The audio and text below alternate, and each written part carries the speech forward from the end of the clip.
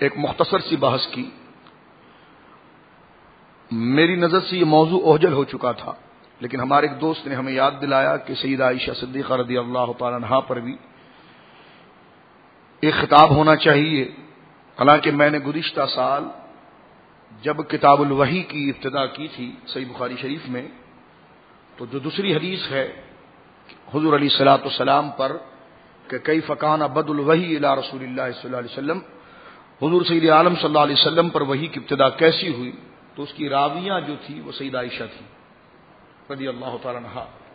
تو میں نے مختصر انداز میں گزشتہ درس بخاری شریف کے اندر اسی حوالے سے ذکر کر لیا تھا، لیکن اب تک جو ہم بخاری شریف کتاب الایمان سے جن احوال کو نقل کر رہے تھے اس میں سیدہ کا نام اور مناقب تفصیلی طور پر نہیں آئے، اور وقت آ گیا ان کے یوم وصال کے ساتھ، تو پھر ہم نے اس چیز کو اپنے لیے ذریعہ رحمت اور باعث برکت سمجھا کہ سیدہ عائشہ صدیقہ رضی اللہ تعالی عنہا کہ جن کے احسان اور جن کے کرم سے ہماری گردنیں جھکی جا رہی ہیں، ان کی بارگاہ عالیہ میں خراج تحسین پیش کرنے کے لیے ان کا تعلق رب سے کیا تھا، پیارے مصطفیٰ علیہ الصلوۃ والسلام ان پر کیسی شفقت فرماتے تھے، اور وہ امت کی کیسی ہادیہ تھی کہ انہوں نے سید عالم صلی اللہ علیہ وسلم کی خلوت کے معاملات کو اور شریعت کا چوتھائی حصہ اپنے سینے میں محفوظ کیا.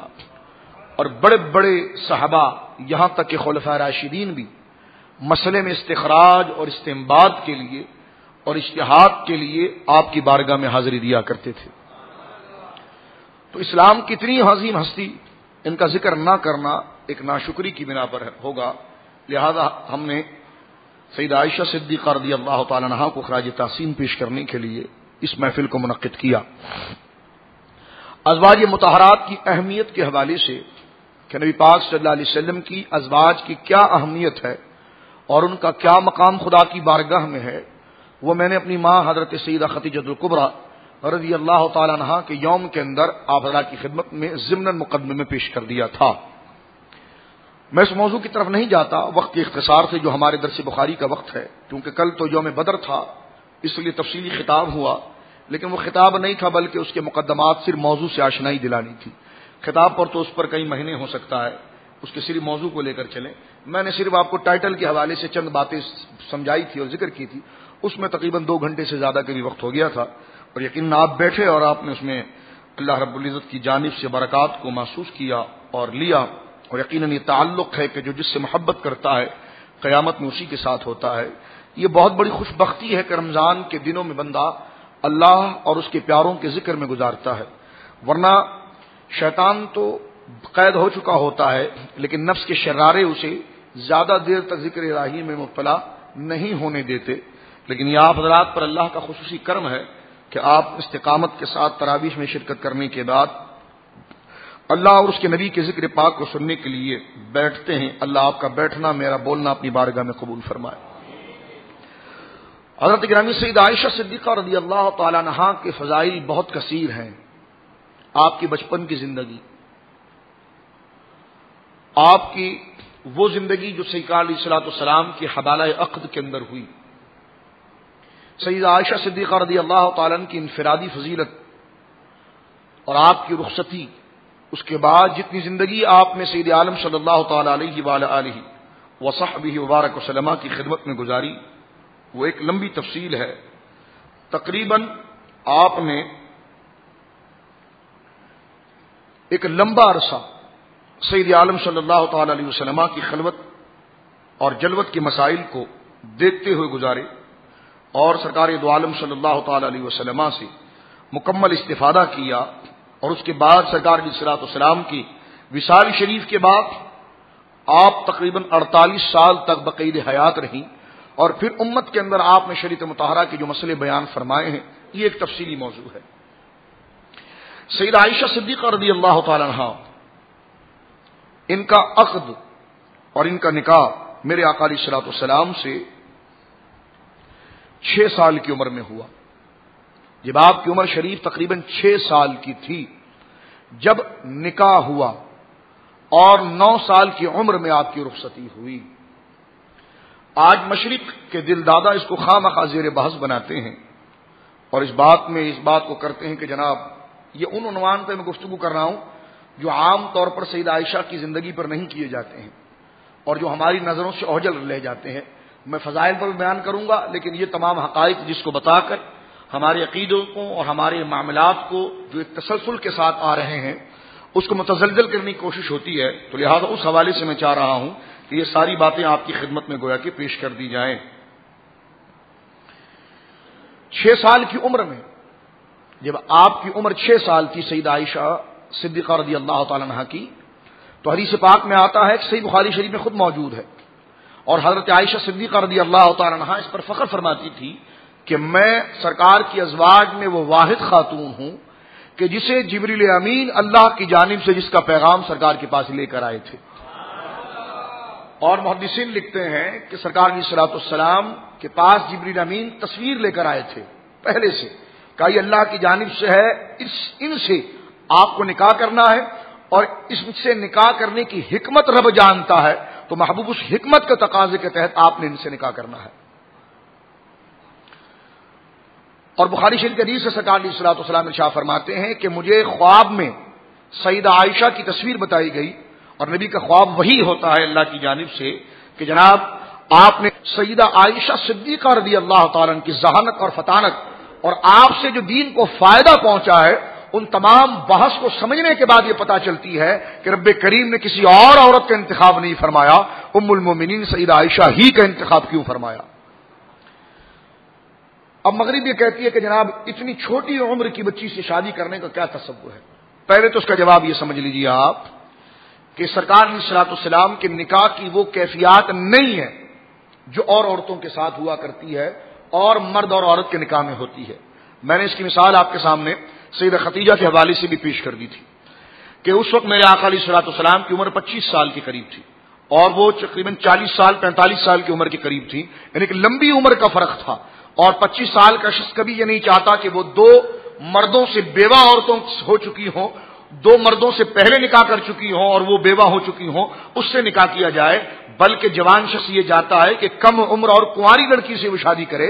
لیکن سید عالم صلی اللہ تعالی علیہ وسلم نے سیدہ خدیجہ الکبریٰ سے نکاح کر کے اس بات کو بتا دیا کہ نبی کے وہ معاملات نہیں ہوتے ہیں کہ جو اور شخص اپنے ہوائے نفس کے لیے یہ معاملات کرتے ہیں. ایک بات. دوسری بات یہاں پر یہ ہے کہ عرب کی سرزمین اور وہاں کا مزاج اور وہاں کا خد و خال، آج آپ ہمارے سرحد کے قبائلی علاقے میں چلے جائیں یا بلوچستان کے قبائلی علاقے میں چلے جائیں تو وہاں پر اسی طرح کم عمر میں شادیاں ہوتی ہیں، اور وہاں پر اس چیز کو معیوب نہیں سمجھا جاتا. بعض جاہل جو اس بات پر چونکتے کہ نہیں اس وقت تو ان کی عمر 16 سال تھی، تو جو یہ بعض جدید قسم کے مورخ سامنے آتے ہیں اور وہ 6 سال اور 9 سال پر ڈسکس کرتے ہوئے ڈرتے ہیں، تو پھر وہ کہتے ہیں نہیں یہ تاریخ کا اختلاف ہے اور آپ کی عمر گویا کہ 16 سال تھی اور یہ تھی وہ تھی. میں انہیں چیلنج کر کے کہتا ہوں کہ یہ 16 سال کی بات تو تمہیں ابھی ملی ہے، ذرا پیچھے 1300 سال پیچھے چلے جاؤ، کسی ایک مورخ نے اگر ایسا لکھا ہو تو ہمیں بتا دو. صحیح بخاری شریف کی صحیح روایات اسی حوالے سے موجود ہے، تو چاہیے کہ اسی پر کلام کیا جائے، مشرکین اور عیسائیوں سے ڈر کر نظریے کو چینج نہ کیا جائے بلکہ اس کیفیت اور اس اہمیت کو اٹھایا جائے. آپ سن کر حیران ہوں گے اعلیٰ حضرت کی شادی 14 سال کی عمر میں ہوئی ہے. 14 سال کے لڑکے کی شادی ہو رہی ہے. ٹھیک ہے، اب جیسا مزاج، جیسا علاقہ، جیسے رہن سہن، جیسی آب و ہوا. شاہ ولی اللہ مدنی سے دہلوی کی شادی 15 سال کی عمر میں ہوئی ہے. تو جب آپ کی عمر 14 سال تھی امام اہل سنت کی اور شاہ ولی اللہ صاحب کی عمر 15 سال تھی، تو یقیناً ان کی بیویاں کتنی کم عمر ہوں گی آپ اس بات کا گویا کہ اندازہ لگا سکتے ہیں. تو یہ چیز قابل گویا کہ گرفت یا بحث کی نہیں ہوتی ہے. آج ہمارے معاشرے کے اندر ہماری آب و ہوا کے اعتبار سے یہ چیز گویا کہ کچھ طوالت کے قریب ہوتی ہے، لیکن عرب کا معاملہ، وہاں کا موسم، وہاں کا رہن سہن، وہاں کا مزاج، یہ حکمت اور طب کے حوالے سے دیکھا جائے تو ایسا نہیں ہے. اس لیے دیکھیے کہ بلوغیت کی تعریف جو شریعت نے کی ہے اس کے اعتبار سے علماء یہاں پر 15 سال کی بات کرتے ہیں، ورنہ شریعت مطہرہ کو اگر آپ دیکھیں تو بچیوں کے لیے گویا کہ 9 سال سے 12 سال کی بات گویا کہ کتابوں کے اندر لکھی ہوئی ہے. یہ ساری باتیں گویا کہ موجود ہے. تو یہ جسمانی ساخت کے اعتبار سے وہاں پر یہ بات معیوب نہیں، اور وہاں پر اس عمر میں بالغ ہو جانا یہ یقیناً متصور ہے اور یہ ہوتا رہا ہے، بلکہ حال میں ہندوستان تک کی میں نے آپ کے سامنے مثالیں دی ہیں، اس طرح ممکن رہا ہے. اس بات کو گویا کہ یہ بنا لینا کہ یہ ایسا ہے، ایسا کچھ نہیں. اب اگر یہ کہہ دیا جائے کہ جناب اتنی کم عمر سے سرکار علیہ الصلوۃ والسلام نے شادی کی تو پہلی بات تو اس کے وہ سارے جوابات بنیں گے جو سرکار علیہ الصلوۃ والسلام کی 11 یا 12 ازواج کرنے پر بنتے ہیں، کہ وہ ساری باتیں حکمت کے تحت تھی اور ساری باتیں ایک حکمت کے تقاضے کے تحت تھی، وہ اسی طرز پر تھی ہی نہیں جس طرز پر مستشرقین سمجھ رہے ہیں، جس طرز پر جناب جو ہے کہ وہ عیسائی سمجھ رہے ہیں۔ وہ شادی کا تصور ویسا تھا ہی نہیں کہ جس طرح کے عام مرد اور عورت کا ہوا کرتا ہے، اور رب کی جانب سے حکمت کے تقاضے تھے جو بروئے کار لائے گئے، جس پر تاریخ کے یہ سارے حقائق موجود ہیں۔ اور آج بھی اس دور میں بھی قبائلی علاقوں کے اندر یہ چیزیں متصور ہے، انتہائی چھوٹی عمر کے اندر لڑکیوں کی شادی کر دی جاتی ہے اور جناب وہ گویا کہ صاحب اولاد ہو جاتی ہے۔ لیکن شہروں کے مزاج اور شہروں کے ماحول اور یہاں کی آب و ہوا کے حوالے سے یا ہماری تہذیب اور ثقافت کے حوالے سے یہ بات متصور نہیں ہے۔ تو اگر ہمارے کو جو چیز نظر نہیں آ رہی ہے، ہم ساری تاریخ کو جھٹلا کر یہ کہہ دیں ایسا ہو ہی نہیں سکتا، تو یہ تجاہل عارفانہ ہے اور یہ غفلت ہے، ایک بات۔ اور دوسری بات میں یہاں پر آپ کو عرض کر دوں کہ 6 سال کی عمر میں جب نکاح کا عقد ہوا ہے اور 9 سال میں رخصتی ہوئی ہے، تو آپ کو ایک جواب مزید میں بتا دوں کہ سید عالم صلی اللہ علیہ وسلم کی نکاح کرنا سیدہ عائشہ سے یہ ایسا نہیں تھا جیسا کہ عام مرد کی شادی ہوتی ہے۔ یہ سارے جوابات اس کے پیچھے ہیں، جس کو میں اختصار سے چھوڑ رہا ہوں، جو تعدد ازواج، سرکار کی متعدد شادیوں کے جو جوابات ہیں وہی جواب یہاں پر آئے گا ایک حوالے سے۔ جو سرکار علیہ الصلوۃ والسلام نے متعدد شادیاں کی ہیں، وہ شادیاں ایک سے سیدہ عائشہ کماری تھی، بلکہ ساری کے ساری، جس طرح بخاری میں آتا ہے جس وقت سرکار نے مثال فرمایا ہے اس وقت 9 ازواج پاک جو ہے امہات المومنین ازواج مطہرات سرکار کے نکاح میں تھی۔ صرف اور صرف حضرت عائشہ کے علاوہ ساری کے ساری بیوائیں تھیں۔ تو جناب ان تمام بیواؤں کو اپنے نکاح میں رکھنا اور ان سے نکاح کرنے کے پیچھے جو واقعات موجود ہے، جس کا وقت نہیں میرے پاس، تو آپ دیکھیں گے کہ وہ ایک حکمت کے اعتبار سے ہے، گویا کہ انسانیت کی تشخص اور اس کو عزت دینے کے اعتبار سے ہے۔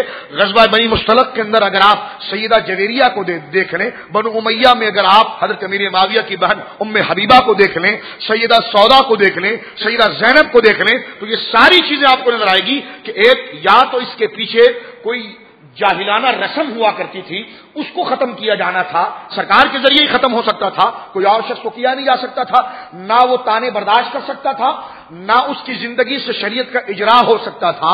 تو اس لیے میرے آقا ہی پر یہ ساری چیزیں ڈالی گئی تاکہ رب کی جانب سے جو حکمت ہے، اور معاشرے میں تو ایک غلط قانون جو بن گیا ہے اس غلط قانون کو ختم کر کے سید عالم کی سیرت سے صحیح طریقہ جو مزاج الوہیت کے مطابق ہے، جو منشاء الہی کے مطابق ہے، جو رب کریم کے قانون کے مطابق ہے، اس کو نافذ کیا جائے۔ تو سب سے پہلی حکمت یہ ہوا کرتی تھی، ایک بات جو رب کی جانب سے۔ اب دیکھیں سیدہ زینب کو ہی دیکھ رہے ہیں آپ، ان کا نکاح پہلے حضرت زید سے ہوا تھا، حضرت زید سے ہوا، آپس کی جب کلیشیں ہوئی سرکار علیہ الصلوۃ والسلام نے صلح بھی کروائی، لیکن جناب حضرت سیدہ زینب جو تھی وہ مزاج کی تیز تھی اور حضرت زید سے ان کی بن نہ سکی، حضرت زید نے جناب چھوڑ دیا۔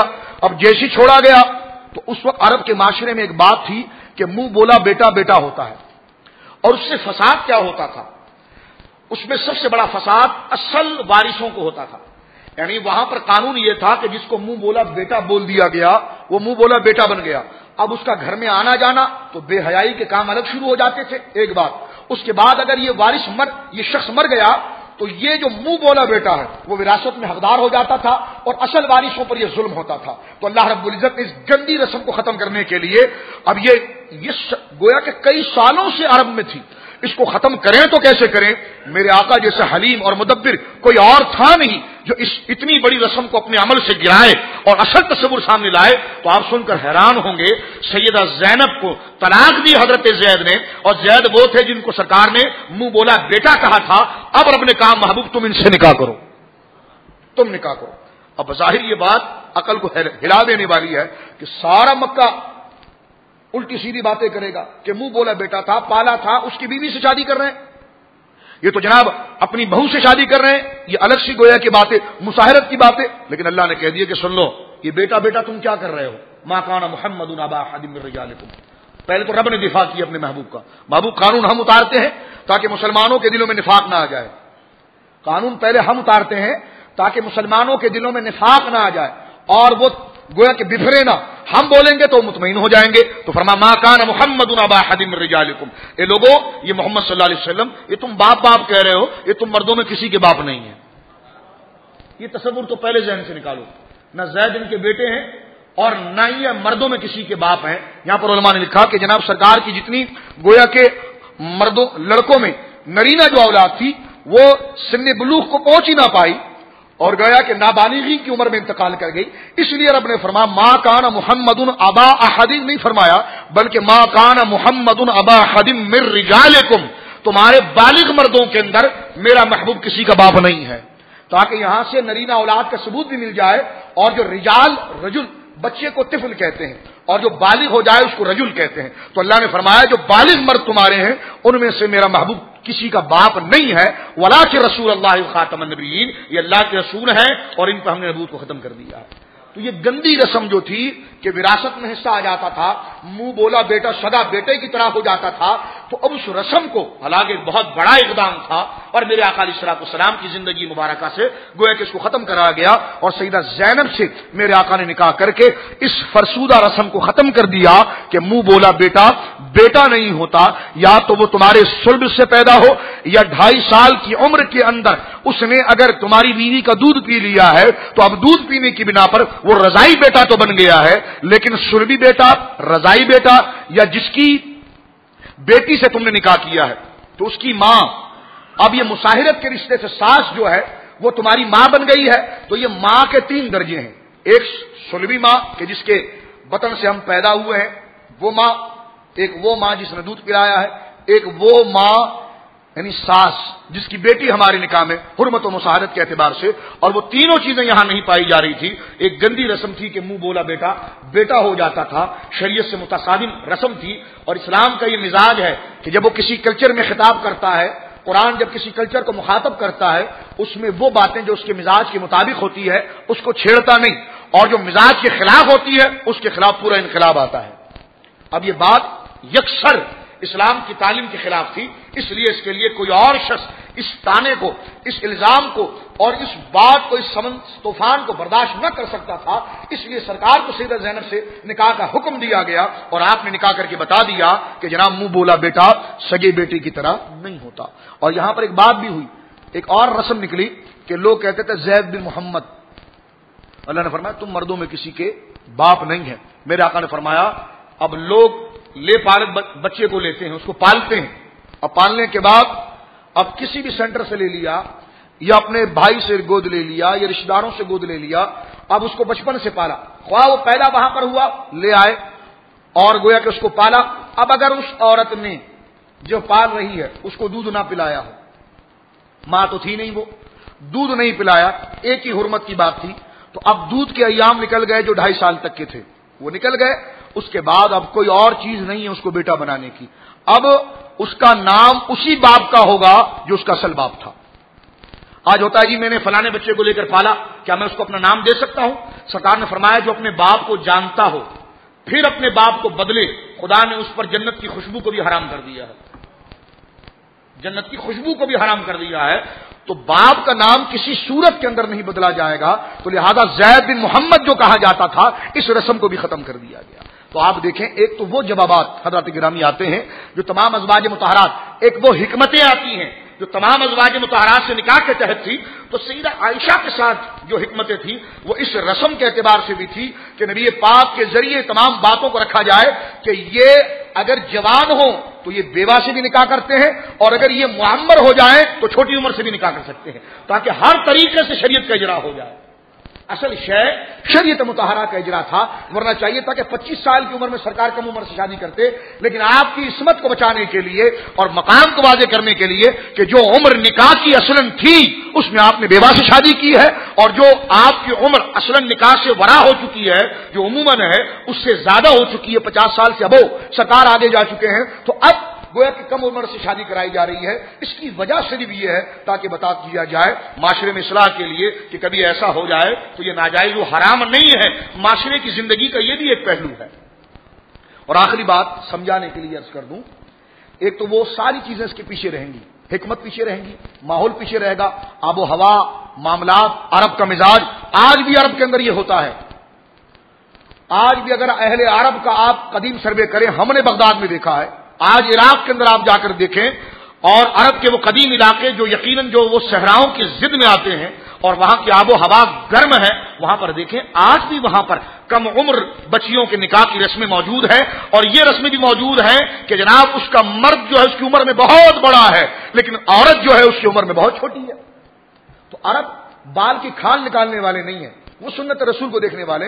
یہ تو ہم جیسے جاہل اجمیوں کا کام ہوتا ہے کہ جناب جو بال کی کھالیں نکالتے ہیں وہ کہتے ہیں جو اللہ کے رسول نے کر دیا ہے اور وہ معیوب نہیں ہے۔ تو سرکار علیہ الصلوۃ والسلام کو سمجھنے کے لیے سرکار کو اس ماحول کو بھی دیکھا جائے گا کہ جس ماحول پر آپ نبی بن کر آ رہے ہیں، جہاں پر آپ کی بعثت ہو رہی ہے۔ اور آخری بات یہ ہے کہ جب 9 سال کی عمر ہوئی ہے رخصتی کی، اس وقت آپ کہیں کہ جناب کم عمر لڑکی سے شادی کی تھی، اس وقت اگر آپ کو میں سیدہ عائشہ کا حال بتاؤں تو آپ میرے آقا پر درود پڑھیں گے۔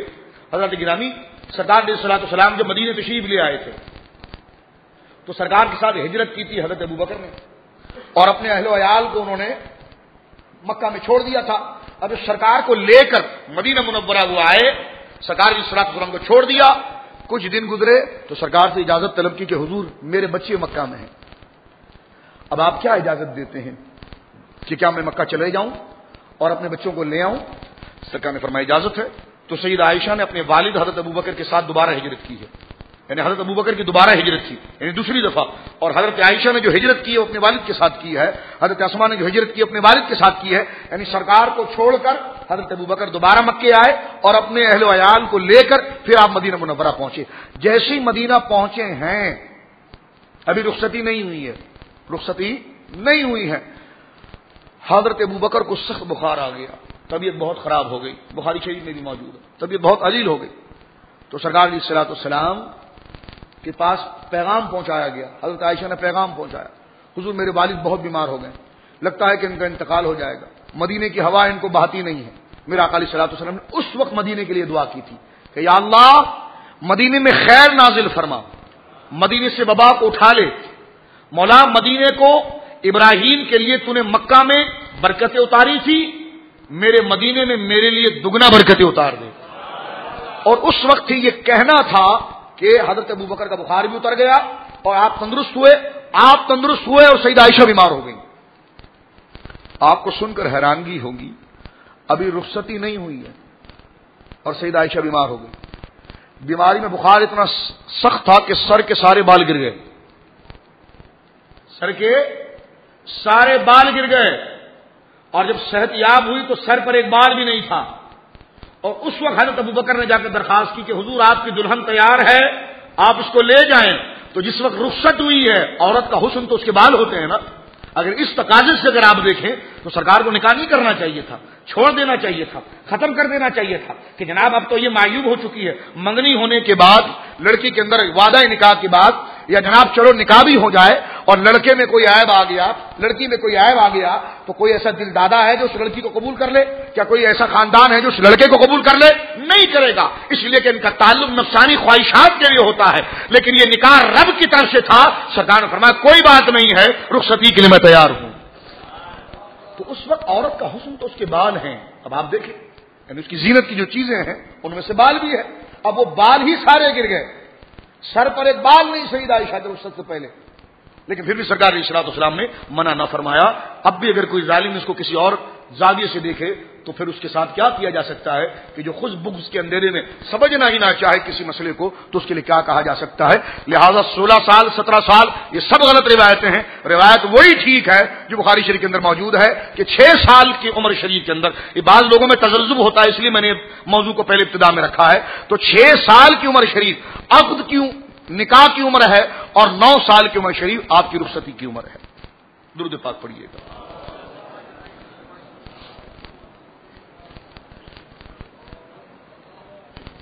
سیدہ عائشہ صدیقہ رضی اللہ تعالی عنہا، میں چاہتا ہوں کہ اس محفل میں وہ بات کی جائے جو عموماً نہیں کی جاتی ہے۔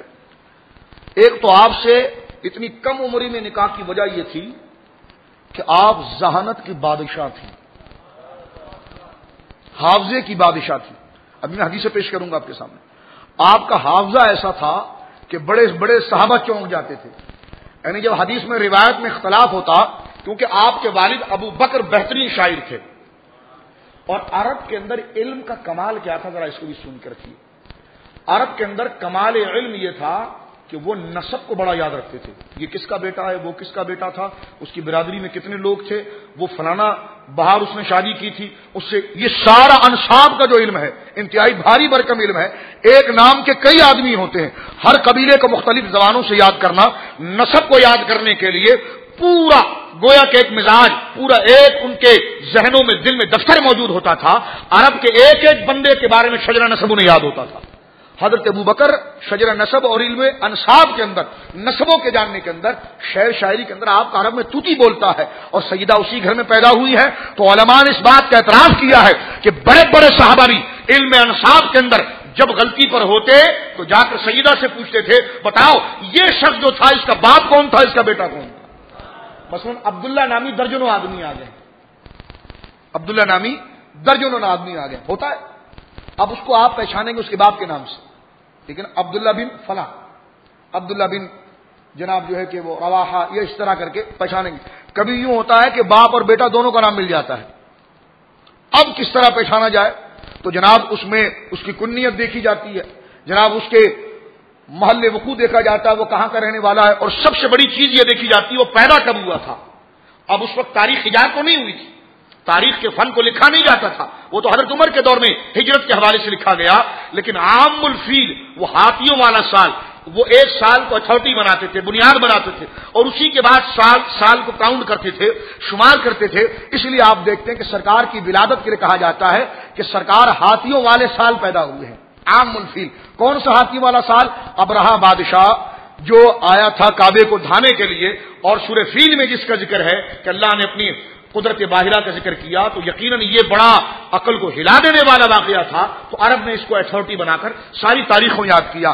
حضرت عمر کے دور میں تاریخ میں چینجنگ آئی اور کہا گیا کہ جی کس چیز کو اتھارٹی بنایا جائے. باپ صاحبہ نے کہا کہ جی سرکار کو جب نبوت کا اعلان فرمایا ہے 40 سال میں، اس کو بنایا جائے، اس کو بنایا جائے. مختلف باتیں ہونے لگی، لیکن نبی کی زندگی کا سب سے بڑا انقلاب اس کا ایک علاقے کو چھوڑ کر دوسرے علاقے کی طرف جانا ہے. تو صحابہ کا اجماع ہوا کہ ہجرت کو بنایا جائے. اس لیے آپ دیکھتے ہیں قبل ہجرت اور بعد ہجرت. اب ہجرت کو پوائنٹ بنایا گیا کہ 1427 ہجری ہو گئی ہے، یعنی جس وقت میرے آقا نے مکہ چھوڑا تھا آج گویا کہ 1428 سال کا یہ عرصہ گزر چکا ہے. تو یہ ساری چیزیں اس وقت شمار کی گئی. لیکن وہ دور جس وقت کتابت کا انتظام نہیں تھا، سیدہ عائشہ کو یہ بات یاد ہوتی تھی کہ جناب یہ فلاں شخص جو ہے جس کو سن رکھا انہوں نے، ان کو یاد ہوتا تھا بچپن کی بات بھی کہ جناب میں نے سنا تھا یہ فلانے وقت پیدا ہوا تھا، اور اس کے درمیان اور عام الفیل میں یہ فرق موجود ہے. اتنا گہرا حافظہ سیدہ عائشہ صدیقہ رضی اللہ تعالیٰ عنہا کا موجود تھا. اور میں علم دین کے حوالے سے صرف یہاں پر یہ بات عرض کرنا چاہوں گا آپ کے سامنے کہ جناب علوم دینیہ کی تعلیم کا کوئی وقت مخصوص نہیں تھا. سرکار کی بارگاہ میں، میرے آقا کی بارگاہ میں علم دین کے حصول کا توجہ چاہوں گا کہ میرے آقا کی بارگاہ میں علم دین کے حصول کا کوئی وقت نہیں تھا. جب بھی کوئی آئے میرے آقا مسئلہ بتا دیتے تھے. اور کیوں؟ حضرت عائشہ کے لیے بالخصوص علم حاصل کرنے کا کوئی وقت نہیں تھا، ہر وقت علم حاصل کرنا تھا. اس لیے کہ آپ کا حجرہ مسجد نبوی کے ساتھ لگا ہوا تھا، یعنی سرکار علیہ الصلوۃ والسلام اسی حجرے سے جاتے ہیں، بائیں طرف سے اندر آ جاتے، اور بائیں طرف کی جو دیوار تھی وہ گویا کہ آپ کا دروازہ تھا. تو جب صحابہ کرام کو سرکار درس دیتے تو میری ماں اندر بیٹھ کے سارے درس کو سن رہی ہوتی تھی، سارے درس کو سن رہی ہوتی تھی. اور جو بات سمجھ میں نہ آئے تو آپ میں سب سے بڑی صلاحیت یہ تھی کہ جب بات سمجھ میں نہ آئے تو پوچھنے میں جھجک نہیں کرتی تھی. اب سرکار جب تشریف لے آئے تو پھر سرکار سے پوچھتے، حضور آپ نے فلانے صحابی کو یہ کہا تھا، اب یہ فلانے صحابی کو کہا یہ مرتے دم تک یاد ہے. ہاں، کس صحابی کو کس وقت کس دن کس گھڑی کیا کہا تھا من وہن سب یاد ہے. یہ مقام ہے ام المومنین سیدہ عائشہ صدیقہ. اس لیے فرمایا کہ جناب دین کا چوتھائی حصہ ان کے پاس سے آیا ہے. اور جب کوئی بات سمجھ میں نہ آتی تو گھر میں جب میرے آقا تشریف لے آتے تو جب سرکار جیسے ہی آتے تو آپ جو ہے کہ وہ سرکار سے پوچھتی کہ حضور وہ آپ نے جو فرمایا تھا اس کی کیا وجہ تھی، حضور اس کے بارے میں آپ کیا ارشاد فرماتے ہیں؟ تو میرے آقا علیہ الصلوۃ والسلام مسکرا کے ساری باتیں بتا دیتے. اب ذہانت کتنی ہے جس پر میرے آقا اکثر سیدہ عائشہ کو داد دیا کرتے تھے. ذہانت دیکھیں، آپ کی عمر چھوٹی تھی تو آپ گڑیاؤں سے کھیلتی تھی، صحیح بخاری میں موجود ہے. اس لیے بچوں کے لیے کھلونے دلانا ناجائز نہیں ہے. ہاں، ان پر اگر کوئی تصویریں بنی ہوئی ہیں تو اس کی تعظیم نہیں ہوگی. مثلا آپ بچوں کو کچھ دلاتے ہیں تو گڈا ہوتا ہے، اس پر کوئی جانور کی تصویر بنی ہوتی ہے، تو یہ حرام و ناجائز نہیں ہے. اگر یہ کھلونے گھر میں پڑے بھی ہوں تحقیر کے اعتبار سے تو نماز ہو جاتی ہے، اس کی تعظیم نہیں ہوگی۔ سجا کر جس طرح ہم لوگ رکھتے ہیں نا، شوکیس کے اندر گڑیا کو سجا کے رکھ دیا، یہاں پر اس چیز کو سجا کے رکھ دیا، یہ جو گویا کہ تعظیمی نیت سے رکھتے ہیں، تو شریعت مطہرہ نے تصویر کی تعظیم کو حرام قرار دیا ہے۔ تو لہذا آپ کے بھی شوکیس الماری میں اگر کوئی آویزہ تصویر ہوا کریں تو میرے آقا نے فرمایا جو تصویریں گھر میں اس میں رحمت کے فرشتے تشریف نہیں لاتے، اور یہ شریعت مطہرہ کے مزاج کی یکسر خلاف ہے۔ لیکن وہی کھلونے اگر گھر میں پڑے ہوئے ہیں، تعظیم نہ ہو، وہ الٹے سیدھے کہیں بھی اسٹور میں پڑے ہوئے ہیں، تو وہ شرعاً ناجائز نہیں ہے۔ شریعت مطہرہ سختی کا درس نہیں دیتا، لیکن جس میں برائی ہوتی ہے اس کو ضرور ٹوکتا ہے۔ تو تصویر کی تعظیم میں بت پرستی کا عنصر ہے، بت پرستی کا عنصر تھا، اور اس معاملے سے تشبیہ تھی، اس لیے میرے آقا نے منع فرما دیا۔ یہاں تک کہ ام المؤمنین فرماتی ہیں، بخاری کی حدیث ہے کہ جناب میں نے ایک پردہ گھر میں لگایا جس پر گویا کہ تصویریں بنی ہوئی تھی۔ سرکار تشریف لائے اور مزاج پاک بڑا بشاشی کی طرف تھا، لیکن جب سرکار کے اندر پردے کی طرف پڑی تو آپ کا مزاج متغیر ہو گیا اور آپ جلال میں آئے اور آپ نے پردہ کھینچ کر پھاڑ دیا۔ فرمایا عائشہ آئندہ گھر کے اندر کسی تصویر کو آویزہ نہیں کرنا۔ لیکن پھر بھی دیکھیں بخاری موجود ہے کہ سیدہ عائشہ جو ہیں وہ گڑیاؤں سے کھیلتی تھی، اور حال یہ تھا کیونکہ عمر کم تھی نا، تو پڑوس کی ساری سہیلیاں جو آپ کی ہوا کرتی تھی وہ آ کر جمع ہو جاتی تھی۔ اب اس عمل سے معاشرے سے خشکی کو دور کرنا ہے، معاشرے سے ایک جو خواہ مخواہ کا تقویٰ ہوتا ہے، خواہ مخواہ کا تقویٰ ہے، وہ خواہ مخواہ کا تسلب ہے۔ نبی سے بڑا کوئی متقی ہے تو خواہ مخواہ کیا ہے؟ جہاں تک رخصت دی گئی اس میں راحت رکھیں آپ، خواہ مخواہ اتنا خشک تو نہ ہو جائے کہ تنگ ہو جائے۔ میرے آقا نے فرمایا دین کی وہ باتیں جو تم پر مسلط نہیں ہیں کر ڈالو گے، دین تم پر غالب آ جائے گا اور تم کر سکو گے نہیں، گناہگار بھی ہو جاؤ گے۔ اب دیکھیں میرے آقا علیہ الصلوۃ والسلام جب حجرے میں آتے، آپ کی ذہانت کی داد پر میں عرض کر رہا تھا کہ جناب سیدہ عائشہ کو سرکار علیہ الصلوۃ والسلام ان کی ذہانت پر بڑی داد دیا کرتے۔ ایک دفعہ یوں ہوا کہ سرکار آئے تو ساری سہیلیاں موجود تھیں۔ اب جب سرکار تشریف لائے تو وہ شرما گئی اور ساری سہیلیاں گویا کہ اپنے اپنے گھر کی طرف بھاگ گئی، چلے گئی۔ سرکار علیہ الصلوۃ والسلام نے دیکھا تو سیدہ عائشہ ذرا افسردہ ہو گئی۔ سرکار نے فرمایا خادمہ سے کہ جاؤ سب کو پھر بلا کر لے آؤ۔ اب ساری سہیلیاں حضرت عائشہ کی دوبارہ آئیں، پھر سیدہ عائشہ جو ہے کہ وہ گڑیا سے کھیل رہی ہے، تو وہاں پر ایک گھوڑا پڑا ہوا تھا، قریب میں ایک گھوڑا پڑا ہوا تھا، اس گھوڑے کے اوپر پر لگے ہوئے تھے۔ تو سرکار نے ایسی برجستہ پوچھا عائشہ یہ کیا ہے؟ کہا کہ حضور یہ گھوڑا ہے۔ تو کہا گھوڑے پر کیسے ہوتے ہیں؟ تو بغیر کسی توقف کے اور بغیر سوچے اور بغیر کسی تعامل کے فوراً کہنے لگی کیا سلیمان علیہ السلام کے گھوڑے کے پر نہ تھے؟ تو اس داغ پر اور اس ذہانت پر سرکار نے مسکرایا، فرمایا عائشہ خدا نے تمہیں علم کا بہت بڑا حصہ عطا فرمایا۔ یعنی ابھی کوئی پڑھا نہیں ہے، لکھا نہیں ہے، لیکن جو بات سن رکھی ہے وہ دماغ میں ہے، فوراً سرکار سے کہتی ہیں کہ حضور کیا سلیمان علیہ السلام کے گھوڑے کے پر نہیں ہوا کرتے تھے؟ تو یہ ساری صحیح بخاری میں روایت موجود ہے۔ اس سے اندازہ لگتا ہے کہ سیدہ عائشہ صدیقہ رضی اللہ تعالیٰ عنہا کو اللہ رب العزت نے ذہانت کا بہت بڑا حصہ عطا فرمایا تھا۔ میں چند باتیں یہاں پر احادیث کی 13 کے قریب مثالیں پیش کرتا ہوں اور امید کرتا ہوں کہ آپ گویا کہ بہت حاضر دماغی کے ساتھ اس کو سنیں گے تو آپ کو پتا چلے گا کہ میری ماں کا مقام کیا ہے اور آپ اپنے گھروں کی تربیت پھر سے احسن طریقے سے کر سکیں گے۔ اب آپ دیکھیں کہ میرے آقا کی خدمت میں ہمہ وقت آپ تعلیم میں رہتی، یہ سب ہونے کے باوجود گڑیوں سے کھیل رہی ہیں، سب ہے، لیکن احترام رسالت اپنی جگہ پر ہے، احترام رسالت اپنی جگہ پر ہے۔ کوئی تاریخ کا ایسا واقعہ نہیں کہ سید عالم صلی اللہ علیہ وسلم کی شان میں گستاخی کی ہو، لیکن ہاں ضروریات زندگی کے حوالے سے ایک مرد اور عورت کو زندگی جیسی گزارنی ہے اس کے پہلو ملتے ہیں، کیونکہ سیدہ معصوم تو نہ تھی تو اکثر ناراض ہو جایا کرتی، تو میرے آقا مسلمانوں سے خشکی دور کر کے اور میاں بیوی کے تعلقات میں ہمدردی اور محبت پیدا کرنے کے لیے وہ کر رہے ہیں۔ کہاں میرے آقا کا مقام اور کہاں تنزل فرما رہے ہیں، کہاں سے آ کر کہاں گفتگو کرتے ہیں۔ سدا فرماتے عائشہ ناراض ہو؟ کہنے لگی حضور آپ کو کیسے پتہ میں ناراض ہوں؟ فرمایا میں تمہاری ایک ادا سے جان جاتا ہوں کہ تم مجھ سے ناراض ہو کے خوش ہو۔ کہنے لگی حضور کیسے ناراض، خوش ہوں اور کیسے ناراض؟ کہا جب تم مجھ سے بہت پیار کرتی ہو اور خوش ہوتی ہو نا تو تم مجھ سے کہتی ہو کہ محمد کے رب کی قسم، جب تم یہ جملہ مجھ سے کہتی ہو نا کہ محمد کے رب کی قسم، اس وقت مجھے پتا چل جاتا ہے کہ تم مجھ سے راضی ہو، لیکن جب تم مجھ سے ناراض ہوتی ہو نا تو تم کہتی ہو مجھ سے کہ ابراہیم کے رب کی قسم، تو میں سمجھ جاتا ہوں کہ تم مجھ سے ناراض ہو اس وقت۔ تو یہ سید عالم صلی اللہ علیہ وسلم کے جملے اور شفقت کے، اور پھر حال یہ بھی ہے کہ سرکار علیہ الصلوۃ والسلام جب صحابہ اکرام کو جنگی ترکیبیں سمجھایا کرتے تھے، جنگی معاملات سمجھایا کرتے تھے، تو حضرت گرامی اس وقت حال یہ ہوتا تھا اور اس وقت جو ہے کہ وہ معاملات یہ ہوتے تھے کہ سیدہ عائشہ بھی سب دیکھتی تھی۔ ایک دن آئی اور سرکار سے کہنے لگی حضور بڑی افسردہ تھی. سرکار نے فرمایا کیا ہوا؟ کہا کہ حضور یہ سب جہاد کرتے ہیں، ہمارے لیے کیا ہے؟ سرکار نے فرمایا عورتوں کا جہاد حج ہے. خاموش ہو گئی، عمر کم تھی. سرکار نے فرمایا اچھا دیکھو ناراض نہ ہو، آؤ ہم اپنے گھر کی صحن میں دوڑ لگاتے ہیں. ہم اپنے گھر کی صحن میں، امام الانبیاء کہہ رہے ہیں، اللہ کے محبوب کہہ رہے ہیں، جن کے لیے دنیا بنائی گئی وہ کہہ رہے ہیں، جن کی متانت اور حلم اور بردباری سے دنیا بھیگ لیتی ہے وہ کہہ رہے ہیں. لیکن ایک مزاج و عدل پیدا کرنے کے لیے مرد تو پاگلوں کی طرح جو اپنی سطح بہت بلند کر کے عورت کو گھٹیا سمجھ لیتا ہے، یہ عورت اپنے آپ کی انانیت کے اندر گویا کہ پھر وہ ماں کے درجے پر پہنچنے کی کوشش کرتی ہے. تو اس اختلاف کو ختم کر کے اعتدال کی روش دیتے ہیں. اور روایت میں آتا ہے کہ سرکار علیہ الصلوۃ والسلام کے ساتھ حضرت عائشہ دوڑی. سرکار علیہ الصلوۃ والسلام نے ایک جگہ متعین کی کہ اس جگہ کو ہاتھ لگا کر ہم واپس آئیں گے. سرکار کو پہنچنے میں تاخیر ہوئی، عمر تھی، حضرت عائشہ کم عمر تھی، تو فرماتی میرا وزن بہت کم تھا، میں جلدی سے بھاگتے ہوئے اس جگہ کو چھو لیتی تھی. تو سرکار علیہ الصلوۃ والسلام اپنے چہرے پر ایسے تاثرات لاتے کہ جیسے آپ ناراض ہو گئے تو کہتی ہیں کہ پھر میں اپنی رفتار کو کم کر لیتی تھی تاکہ دوبارہ سرکار جلدی سے پہنچ جائے. تو یہ نبوت کا گھرانہ ہے، اس کے اندر وہ زندگی دی جا رہی ہے کہ اسلام ایک فطرتی مذہب ہے، اسلام فطرتی امر کے قریب ہے.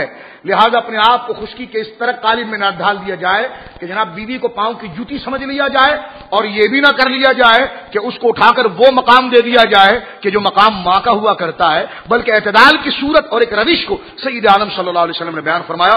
اب ذرا یہاں پر میں سیدہ کی ذہانت پر آپ کے سامنے بات کرنا چاہتا ہوں کہ سیدہ عائشہ کو رب کریم نے کیا مقام عطا فرمایا کہ آپ جب سرکار درس دے رہے ہوتے تو آپ ہمہ وقت سرکار علیہ السلام کی باتوں کو سنتی، اور جو بات آپ کو سمجھ میں نہ آتی تو سید عالم صلی اللہ علیہ وسلم جیسی زنانہ خانہ میں تشریف لے آتے، اپنے کمرے میں تشریف لے آتے تو یہ سرکار سے پوچھ کر گوئے کہ تشریفی کر لیا کرتی.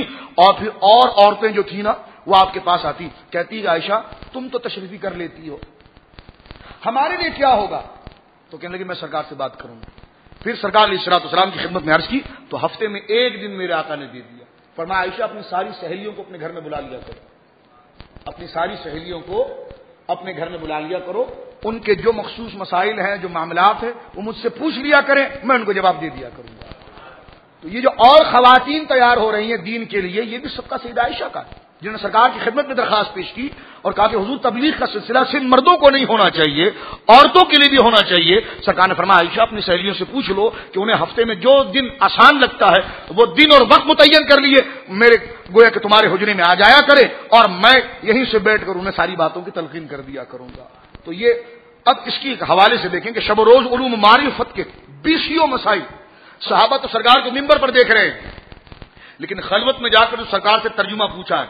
اب سرکار نے مسئلہ بیان کر دیا، سمجھ میں تو صحابہ کے آ گیا لیکن حضرت عائشہ کے سمجھ میں نہیں آیا. مثال کے طور پر اب وہ اس پر مختلف زاویے سے سوالات کرتی تھی. اب جس صحابی کو سمجھ میں آیا اس کو تو ایک ہی مسئلہ سمجھ میں آیا نا جو سرکار نے سمجھا دیا. اب سیدہ کو سمجھ میں نہیں آیا، اس کو سمجھنے کے لیے مختلف سوال کرتی تو ایک سوال میں 5 جواب ہو جایا کرتے تھے. تو جو علم سیدہ عائشہ کے پاس ہوتا وہ مسجد کے صحابی کے پاس نہ ہوتا.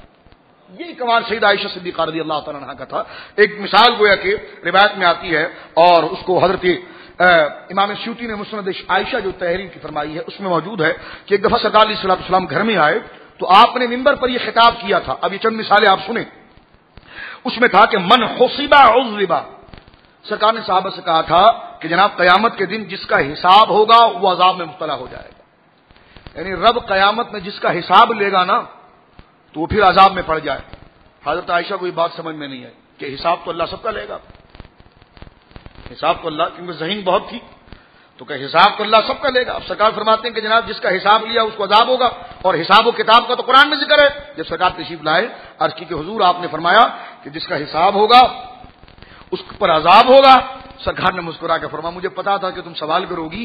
کہا کہ عائشہ اس کا یہ مطلب نہیں ہے کہ جس سے حساب ہوگا سوال ہوگا، فرمایا جس سے حساب میں حجت ہوگی اس پر عذاب ہو جائے گا.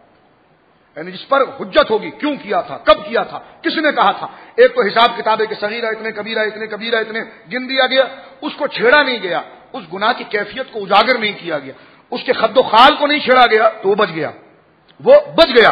لیکن جس کے گناہ کو چھیڑ دیا گیا اور اس سے پوچھا گیا کہ یہ گناہ تو نے کیا تھا تو تجھے میں تو یاد آ گیا تھا، پھر کیوں کیا تو نے گناہ. تو جس سے حجت قائم ہو گئی، جس سے بحث شروع ہو گئی جس سے تکرار شروع ہو گئی تو فرمایا عائشہ جس سے تکرار ہو گئی وہ عذاب میں آ گیا. اب یہ بات صرف سیدہ عائشہ بتا سکتی تھی, کوئی اور صحابی نہیں بتا سکتا تھا. اس لیے کہ صحابی نے تو یہی سنا تھا نا مسجد میں بیٹھ کر کہ جس سے حساب ہوگا وہ عذاب دے گا, لیکن سیدہ نے جب سنا تو آپ نے پھر سب کو بتایا کہ کوئی آگے بات غلط نہ پہنچا دے, بلکہ میرے آقا نے سے میں نے یہ سنا تھا. تو سرکار نے فرمایا کہ حساب نہیں, جس سے حساب میں تکرار ہوگی, حجت ہوگی, مباحثہ ہوگا اور اس پر گویا کہ جرح تعدیل ہوگی, وہ شخص عذاب میں مبتلا ہو جائے گا. ایک مثال. دوسری مثال یہ ملتی ہے, ایک دفعہ سرکار علیہ الصلوۃ والسلام تشریف فرماتے. اب اس سوال میں سیدہ عائشہ کی ذہانت دیکھیں. سرکار نے ممبر پر یہ خطاب فرمایا, سورہ ابراہیم کی آیت نمبر 48 کو سرکار علیہ الصلوۃ والسلام نے پڑھا تھا, اور اس میں یہ تھا کہ جس دن زمین اور آسمان اور دوسری زمین اور آسمانوں کے بدلے دیے جائیں گے تو تمام مخلوق خدا واحد قہار کے روبرو ہوں گے, یعنی آسمان اور زمین کو گویا کہ ختم کر دیا جائے گا. اور گویا کہ دوسری سورہ زمر کے اندر ہے والارض جمیعا قبضۃ یوم القیامۃ والسماوات مطویات بیمینہ, کہ زمین اور آسمان کو لپیٹ کر رب اپنے ہاتھ میں لے لے گا. یعنی قیامت کا جو دن ہوگا رب اپنی قدرت کا اظہار کیسے کرے گا کہ زمین اور آسمان اس کی قدرت کے پنجے میں ہوں گے, اور پھر اللہ فرمائے گا کون تھا میرا شریک, اس سورج کو میرا شریک بنایا تھا تم نے, آج دیکھو وہ بھی ہماری مٹھی میں ہے. اس زمین کو بنایا تھا وہ بھی ہماری مٹھی میں ہے, یہ ستاروں کو بنایا تھا وہ بھی ہماری مٹھی میں ہے. تو وما قدر اللہ حق قدرہ والارض جمیعا قبضتہ یوم القیامۃ والسماوات مطویات بیمینہ سبحانہ وتعالی عما یشرکون. قرآن نے کہا کہ جناب اللہ کی جو قدر و منزلت تھی لوگ نہ سمجھ سکے. والارض جمیعا قبضتہ, ساری زمینیں اس کے قبضے میں ہوں گی قیامت کے دن. والسماوات مطویات بیمینہ, آسمان کو لپیٹ کر وہ اپنے دائیں ہاتھ میں لے لے گا, یعنی قدرت اور تصرف میں لے لے گا. اور پھر ارشاد ہوگا کہ سبحانہ وتعالی عما یشرکون, اللہ اس بات سے پاک ہے کہ ان آسمانوں کو اور زمینوں کو اور ان آسمانوں کی چیزوں کو اور ان زمینوں کی چیزوں کو اس کا شریک بنایا جائے. حضرت عائشہ نے سارا درس سن لیا, مسجد میں سارا درس اپنے حجرے میں سن لیا کہ سرکار نے فرمایا قیامت کے دن آسمان زمین لپیٹ کر رب کے ہاتھ میں ہوگی, رب کے قدرت کے پنجے میں ہوگی, قدرت کے تصرف میں ہوگی. سرکار جب آئے تو کہنے لگی حضور جب سب, اب ذہانت دیکھیں آپ کہ حضور جب ساری زمین لپیٹ دی جائے گی اور آسمان لپیٹ دی جائیں گے تو ہم لوگ کہاں پر ہوں گے؟ حضور جب قیامت کے دن سب لپیٹ دیا گیا ہے اور سب ہو گیا ہے تو حضور میں اس وقت کہاں ہوں گی, آپ کہاں پر ہوں گے, تمام معاملات والے کہاں ہوں گے؟ حضرت گرامی یہ مسلم امام محمد میں روایت موجود ہے, سرکار نے مسکرا کر فرمایا عائشہ اس وقت خلق پولیس صراط پر ہوگی. یہ سرکار نے جواب مرحمت فرمایا کہ حضور جب سارے آسمان لپیٹ دیے گئے, زمین لپیٹ دی, تو انسانوں کو لا کر کہاں جمع کیا جائے گا؟ تو فرمایا کہ پولیس صراط پر جمع کیا جائے گا. مجھے بتائیے صرف اس آیت کو تو سارے قرآن کے حافظوں نے پڑھا, سارے صحابہ نے سنا, لیکن اس کے معنی کو تو میری ماں نے بتایا نا کہ جناب کہ وہ کیا مرتبہ اور مقام تھا, یہ تو سیدہ عائشہ نے بتایا نا. حضرت گرامی تو یہ وہ علم ہے جو صحابہ کی نظر سے اوجل رہا اور خلوت کی زندگی میں میرے آقا نے مرحمت فرمایا ہے. آئیے اس پر تیسری مثال میں آپ کی خدمت میں گویا کہ پیش کرتا ہوں. ایک دن سرکار علیہ الصلوۃ والسلام کے ساتھ بیٹھی ہوئی تھی, کفار و مشرکین کا ذکر چھڑا, تو اس کے اندر جناب جو ہے کہ وہ کفار و مشرکین کا ذکر چھڑا کہ پارسا لوگ تو ہر جگہ پر ہوئے, حاتم طائی بھی ایک پارسا شخص گزرا تھا, لوگ گزرے تھے. تو سرکار نے منبر پر خطاب فرمایا کہ جس نے نیکی کی نیکی اس کے کام آئے گی, نیکی اس کے کام آئے گی, نیکی اس کے کام آئے گی. جب سرکار حجرے میں تشریف لائے تو بخاری کی حدیث ہے, وہ سرکار سے کہنے کہ حضور عبداللہ بن جدعان جو مکہ کا رہنے والا تھا اور بڑا سخی تھا, حضور اس نے بڑی نیکی کے کام کیے ہیں لیکن وہ مسلمان تو تھا نہیں, تو حضور کیا اس کو نیکیاں مل جائیں گی؟ سرکار نے مسکرا کر فرمایا عائشہ اس نے نیکیاں تو بڑی کی تھی لیکن اس نے کبھی یہ نہیں کہا تھا کہ یا اللہ میرا خاتمہ ایمان پر کرنا, اس لیے اس کو یہ نیکیاں نہیں ملیں گی. اور اس کی جو تمام نیکیاں تھیں وہ دنیا تک تھی, آخرت میں اس کے لیے کچھ نہیں ہے, اس لیے کہ اس نے رب سے آخرت کے لیے دعا نہیں کی تھی اور اپنا خاتمہ ایمان پر نہیں کہا تھا, اللہ اکبر, اس لیے کچھ بھی نہیں ہے. تو دیکھیں سرکار کے جو جملوں کے اندر بات رہ گئی تھی اس کو حضرت عائشہ نے ایک مثال لا کر اس کی تشریح فرمائی ہے کہ حضور عبداللہ بن جدعان تھے, وہ بھی نیک آدمی تھے, انہوں نے بھی بڑے نیکی کے درس دیے ہیں, تو کیا نیکی ان کی کام آئے گی؟ سرکار نے مسکرا کر فرمایا کہ نہیں ایسا نہیں ہے, بلکہ اس نے کبھی یہ بات نہیں کی تھی کہ جناب جو ہے کہ وہ مجھے آخرت میں بخش دیا جائے اور میرا خاتمہ خیر سے ہو. ایک بات, نکاح کا مسئلہ چل رہا تھا, سرکار نے صحابہ کو درس دیا کہ نکاح میں لڑکی کی مرضی ضروری ہے, نکاح میں لڑکی کی مرضی ضروری ہے. اور شریعت مطہرہ مسلم شریف تمام کتابوں میں روایت موجود ہے اس حوالے کے حساب سے کہ عورت کی اجازت کے بغیر، بالغ لڑکی کی اجازت کے بغیر اس کے ولی اس کا نکاح نہیں کر سکتے، بلکہ ایک روایت یہاں تک موجود ہے، ایک عورت کا نکاح ہو چکا تھا، سرکار نے اس کے باپ کو بلا کر فرمایا کہ نکاح کو ختم کر، اس لیے کہ تیری لڑکی راضی نہیں ہے اس کے ساتھ، تو کیسے نکاح کی دعوت دے رہا ہے اس کو؟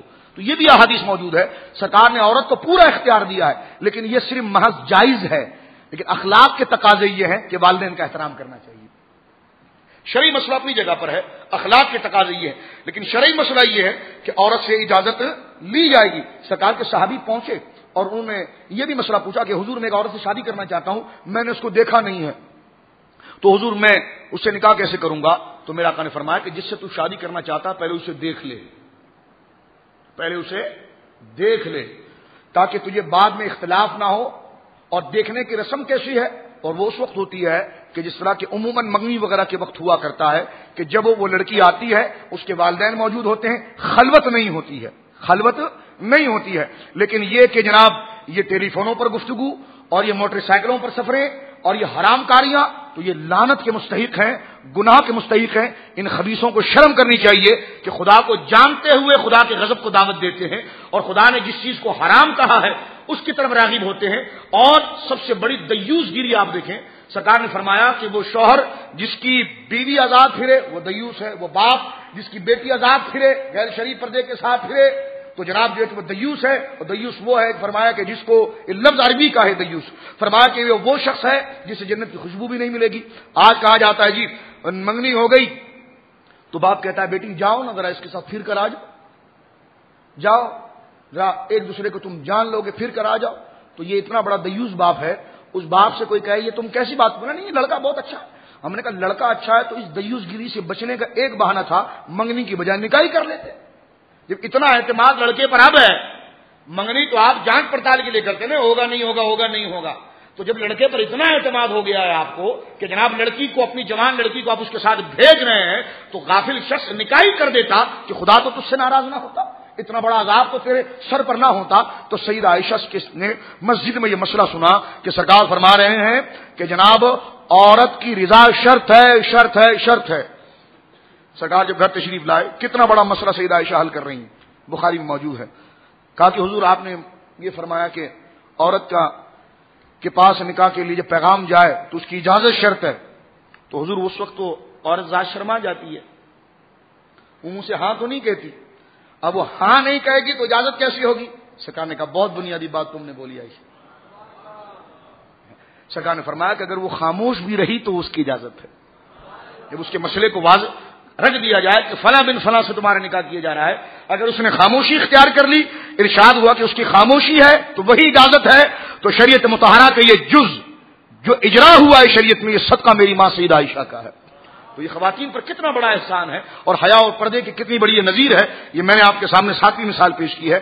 اسی کے ساتھ سرکار دو عالم صلی اللہ علیہ وسلم سے ایک دفعہ پوچھا کہ حضور آپ نے منبر پر پڑوسیوں کے حقوق بیان کیے ہیں، پڑوسیوں کے حقوق بیان کیے ہیں، اور آپ نے فرمایا کہ پڑوسیوں کے حد درجہ حقوق ہیں، تو حضور ہمارے تو کئی پڑوس ہوتے ہیں، کئی لوگ پڑوسی ہوتے ہیں، تو کون ہم سے زیادہ احق ہے؟ سرکار نے فرمایا جس کا دروازہ تیرے دروازے کے قریب ہوگا۔ تو دیکھیں یہ سارے مسائل جو ایک تشریح طلب تھے، ایک تفصیل طلب تھے، اس سیدہ عائشہ صدیقہ رضی اللہ تعالیٰ عنہا نے گویا کہ بیان فرمایا ہے، اور اسی چیز کو گویا کہ شریعت مطہرہ نے اس کو رکھا ہے، اور ایسے نہیں بلکہ 20 سوالات اس قسم کے ہوئے ہیں۔ اور اگر آپ اس تاریخ کا مطالعہ کریں گے تو سیدہ عائشہ کی ذہانت کا تحفظ میرے آقا نے بہت کیا۔ جب حضرت عائشہ سوال کرتی تو سرکار کی نظریں ان پر ہوا کرتی، سرکار جواب تو دیتے لیکن حضرت عائشہ کی حرکتوں پر بھی نظر رکھتے کہ ان کی ایک ایک گفتگو کے تحت ان کی اصلاح ہوتی، تاکہ جو علم لے رہی ہے اس میں بردباری بھی آ جائے۔ اس کی مثال میں چند آپ کی خدمت پیش کرتا ہوں۔ سید عالم صلی اللہ تعالی علیہ وسلم گویا کہ تشریف فرما تھے، اور یہود کے چند لوگ جو گویا کہ آئے۔ اس میں ایک مثال میں مزید پیش کرتا ہوں، پھر اس موضوع کی طرف آتا ہوں کہ سرکار سے تعلیم جو لی ہے، اور تعلیم لینے کا مقصد جو ہے کہ سرکار علیہ السلام عشاء کی نماز پڑھتے اور سو جاتے، عشاء کی نماز پڑھی اور سو گئے، تو سید عالم صلی اللہ علیہ وسلم کو بار بار دیکھتی تھی کہ سرکار عشاء پڑھ کے سو جاتے ہیں، وتر نہیں پڑھتے۔ تو پھر سرکار سے عرض کرتی ہے حضور یہ وتر کیوں نہیں پڑھتے آپ؟ پھر آپ اٹھ کے اس کو تہجد کے ساتھ ملا دیتے ہیں اور حضور ہم تو سو جائیں تو ہمارے لحاظ سے جناب جو ہے کہ تو کوئی چیز باقی نہیں رہتی ہے، سرکار نے مسکرا کر فرمایا، بخاری کی حدیث ہے، اور اس سے مقام مصطفیٰ جو واضح ہوا ہے یہ سیدہ کے سوال سے ہوا ہے. سوال سے علم بڑھتا ہے، سوال سے علم پڑتا ہے، دریافت کرنے سے علم بڑھتا ہے. تو یہ سیدہ کا سوال تھا کہ حضور آپ جو سو جاتے ہیں وتر کو نہیں پڑھتے ساتھ میں، اس کی وجہ کیا ہے؟ اس میں ایک جواز کا پہلو یہ تھا کہ وتر کو عشاء سے ملا کر پڑھنا ضروری نہیں. ایک تو یہ پتا چلا. اور پھر میرے آقا نے فرمایا، عائشہ مطلب یہ ہے کہ این یا تنامانے ولا ینام قلبی، عائشہ میری آنکھیں سوتی اور میرا دل جاگتا ہے، میری آنکھیں سوتی ہیں اور میرا دل جاگتا ہے. تو یہ مقام نبوت ہے کہ، اور اس پر علامہ شہاب الدین خفاجی نے لکھا، یہ کیسے ہو سکتا ہے کہ آنکھیں سو رہی ہیں دل جاگ رہا ہے؟ بشر سوتا ہے تو اس کا دل بھی سوتا ہے، اس لیے کہ آنکھ تو دل کی ترجمان ہوتی ہے. فرمایا انبیاء کے ساتھ یہ نہیں ہوتا، اس لیے کہ ان کا باطن نور ہوتا ہے، ملکی فرشتوں جیسا ہوتا ہے، اور فرشتے کو نیند نہیں آتی، اور ظاہر بشر ہوتا ہے تو بشر کو نیند آتی ہے، تو اس لیے آنکھیں سوتی اور دل جاگتا ہے. اور اس کی ان کی عبارت ہے شفا کی شرح جو ان کی ہے نسیم الریاض، اس میں یہ ان کی عبارت ہے کہ وہ ظاہرہ بشری و باطنہ ملکی، کہ نبی پاک کا ظاہر عام انسانوں کی طرح ہے جیسا انسان بشر ہوتا ہے، اور باطن جو ہے وہ آپ کا نوری ہے اور ملکی ہے. سید عالم صلی اللہ علیہ وسلم نے سیدہ عائشہ کی اصلاح کے لیے بے شمار امور کے اندر ان کی اصلاح کے پہلو کو بہت زیادہ ایک ایک حرکت کی نگرانی رکھی، اور جہاں آپ سے لغزش ہوئی سرکار نے فوراً ان کی اصلاح فرمائی، تاکہ آپ ایسی اصلاح کر دے کہ سرکار کی اس دنیا سے رخصت ہونے کے بعد سیدہ عائشہ کو پھر کوئی اصلاح نہ کر سکے، بلکہ وہ پھر خود معلمہ اور مصلحہ بن کر ساری امت کی اصلاح کریں. ایک دفعہ سرکار تشریف فرماتے ایک یہودی قریب سے گزرا اور اس نے کہا السلام علیکم، سام موت کو کہتے ہیں، کہ السلام علیکم. یہ جب بات کہی تو حضرت عائشہ قریب بیٹھی تھی، جلال آ گیا، فوراً پیچھے سے کہنے لگی وعلیک السلام ولعنت، تجھ پر موت ہو، تجھ پر خدا کی لعنت ہو. سرکار نے فوراً کہا عائشہ خاموش ہو جاؤ، اللہ کو یہ باتیں پسند نہیں. عائشہ نرمی چاہیے، اس لیے کہ اللہ تعالیٰ ہر بات کو نرمی سے پسند کرتا ہے. تو فوراً سرکار کی اصلاح فرمائی کہ تمہارا منصب بہت بلند ہے، اب یہ بول کر تو چلا گیا ہے، اس کو چھوڑے. اس نے یہ بات کر دی، لیکن جو تم نے لعنت کے جملے کہہ دیے ہیں یہ نہ کہو. یہ الگ بات ہے کہ کہنا جائز ہے، یہ الگ بات ہے کہ کرنا جائز ہے، لیکن تم نہ کہو. اور یہ نہیں کہ منع کر دیا، بلکہ بتانا تھا کہ بردباری کا گوشہ واضح ہو جائے، حلم اور متانت کا گوشہ واضح ہو جائے، صرف تنقید نہ رہے بلکہ صبر اور استقامت اور حلم بھی باقی رہے. فرمایا اللہ کو نرمی پسند ہے، یہ ہمارے لیے نہیں. اس لیے کہ آپ کا منصب یہ تھا کہ وہاں پر یہودی سامنے ہے نا، اب سرکار کے بارے میں کہہ رہا ہے، ہمارے سامنے اگر سرکار کے بارے میں کہے گا تو پھر مسلمان کا تقاضا تو پھر یہ ہے کہ جناب اس سے مکمل طور پر شدت کی جائے گی. لیکن سیدہ عائشہ جو ہے وہ امت کی عظیم ہادیہ ہے، خلفاء ان سے دین لے رہے ہیں، تو ان کے اندر شدت کا پہلو نہیں ہونا چاہیے. سرکار خود تربیت کر کے ان کے اندر حلم اور بردباری کو اجاگر کر رہے ہیں. فرمایا اس نے اگر کہہ دیا تو اس کو کہنے دو تم، لیکن تم جو ہے اس قسم کی کلمات کو زبان پر نہ لے کر آؤ. ایک روایت اور بھی سیدہ عائشہ صدیقہ رضی اللہ تعالی عنہا نے کہ سرکار نے فرمایا قیامت کا دن ہوگا، لوگ برہنہ قبروں سے نکلیں گے، لوگ برہنہ جو ہے وہ قبروں سے نکلیں گے، اور گویا کہ ان کا حال کیا ہوگا. سیدہ عائشہ نے کہا کہ حضور جب سب برہنہ نکلیں گے تو کیا اس وقت عورتوں کا بھی یہ حال ہوگا؟ تو سرکار علیہ السلام فرمایا کہ نہیں عائشہ، اس وقت لوگوں کو اپنے اعمال کی پڑی ہوگی، کسی کی نظر کسی کے اوپر نہیں جائے گی، کسی کی نظر کسی کے اوپر نہیں جائے گی. اور اسی طرح سید عالم صلی اللہ تعالی علیہ وسلم ایک دفعہ تشریف فرما تھے تو آپ کی باندی آئی، سیدہ عائشہ کی ایک لونڈی آئی اور اس نے سیدہ عائشہ سے کہا کہ کچھ دے دو نا اللہ کے نام پر. تو آپ نے ایک مٹی کے برتن کے اندر کچھ پیسے پڑے ہوئے تھے، وہ 1 2 3 گن گن کے دے رہی تھی. تو میرے آقا نے وہیں سے مسکرا کر فرمایا عائشہ گن گن کے نہ دو، سب دے دو. تم گن گن کے دو گے تو خدا بھی تمہیں گن گن کے دے گا. فرمایا اگر اس نے اللہ کے نام پر مانگ لی ہے تو اس کو اٹھا کر دے دو، اس لیے اگر تو گن گن کر دے گی تو خدا بھی تجھے گن گن کر دے گا. تو یہ وہ گوشے اجاگر کرنا ہے اور آپ کو اس مقام پر لے جانا ہے کہ آپ نبوت کے تمام کمالات کی مظہر کامل ہو جائیں، اور وہ تمام اوصاف جو ہیں وہ آپ کی گویا کہ سیرت مطہرہ کے اندر جا کر جمع ہو جائیں. اور آخری یہاں پر پہلو کے حوالے سے میں یہ کروں کہ برتاؤ پھر ایسا ہوا کہ آپ کی گویا کہ سوکن ہوئی نا سیدہ خدیجہ، ان کی جو اولاد ہوئی وہ آپ کی سوتیلی اولاد ہوئی. سوتیلی اولاد کے ساتھ اس قسم کا برتاؤ کہاں پر ہوتا ہے؟ حضرت خدیجہ کے بطن پاک سے 4 بیٹیاں پیدا ہوئی، سیدہ زینب، سیدہ رقیہ، سیدہ ام کلثوم اور خاتون جنت حضرت سیدہ فاطمہ الزہرا رضی اللہ تعالی عنہن، یہ گویا کہ تولد ہوئی، لیکن آپ دیکھتے ہیں کہ ہیں تو بظاہر سمجھانے کے لیے کہ جناب وہ سوتیلی اولاد، لیکن ان پر شفقت جو سیدہ نے کی ہے، کم عمری اپنی جگہ پر ہے، سیدہ فاطمہ آپ سے عمر میں بھی بڑی ہیں، سیدہ فاطمہ آپ سے عمر میں بڑی ہیں 2-3 سال، لیکن سیدہ نے اپنے مقام کو کس طرح نبھایا کہ جب سیدہ زینب جو سرکار کی بڑی بیٹی ہیں، ان کی گویا کہ ایک اولاد تھی اور ان کی ایک بیٹی تھی سیدہ امامہ رضی اللہ تعالیٰ، 8 ہجری 9 ہجری کے اندر گویا کہ سیدہ زینب کا انتقال ہو گیا تھا، ان کی ایک بیٹی تھی سیدہ امامہ، اس سے حضرت عائشہ صدیقہ بڑی محبت کرتی تھی، اور آپ کتاب اٹھا کے دیکھیے سیدہ زینب، سیدہ رقیہ، سیدہ فاطمہ، سیدہ ام کلثوم، جتنی سرکار کی بیٹیاں ہیں ان کے فضائل کس نے کتنے بیان کیے ہیں اور سیدہ عائشہ نے کتنے بیان کیے ہیں، آپ دیکھیں گے کہ ساری روایتیں سیدہ فاطمہ کی فضائل میں گویا کہ 90% سے بھی زیادہ روایتیں کی راویہ سیدہ عائشہ خود ہیں۔ اور میں یہاں پر دعوے سے کہتا ہوں شیعوں کے اس اعتراض کے جواب کے لیے کہ اہل بیت کے ساتھ آپ کو اس قدر محبت تھی کہ اہل بیت کی آپ جتنی فضائل کی روایت اٹھا کر دیکھیں اس کا عشر عشیر 10واں حصہ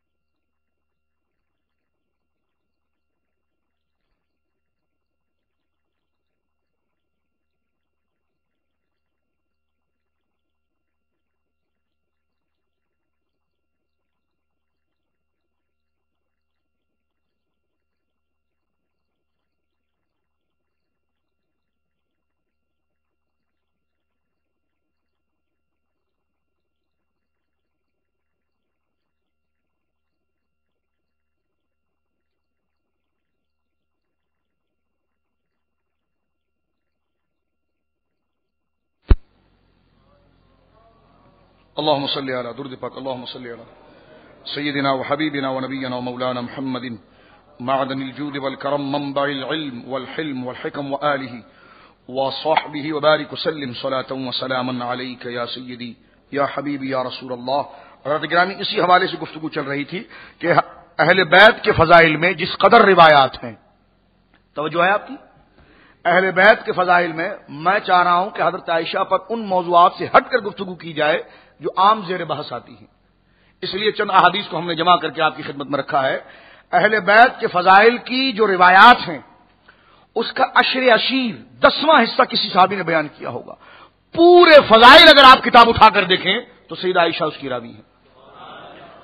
سیدہ امامہ جو ہے وہ آپ کی سوتیلی بیٹی سیدہ زینب کی بیٹی ہیں، لیکن ان کے فضائل کو بیان کرتی ہیں کہ سید عالم صلی اللہ علیہ وسلم امامہ سے بہت محبت کرتے تھے، اور سیدہ زینب کی یہ بیٹی ہیں، اور سیدہ زینب سے سرکار کو کتنا پیار تھا وہ آپ نے سماعت فرمایا ہے گزشتہ درسوں کے اندر، تو فرماتی ہیں سیدہ عائشہ میری ماں کہ امامہ اگر نماز پڑھتے ہوئے بھی آ جاتی، سیدہ امامہ سرکار کے پاس نماز پڑھتے ہوئے بھی آ جاتی تو سرکار ان کو ایک ہاتھ سے پکڑ کے کندھے پہ بٹھا لیا کرتے تھے۔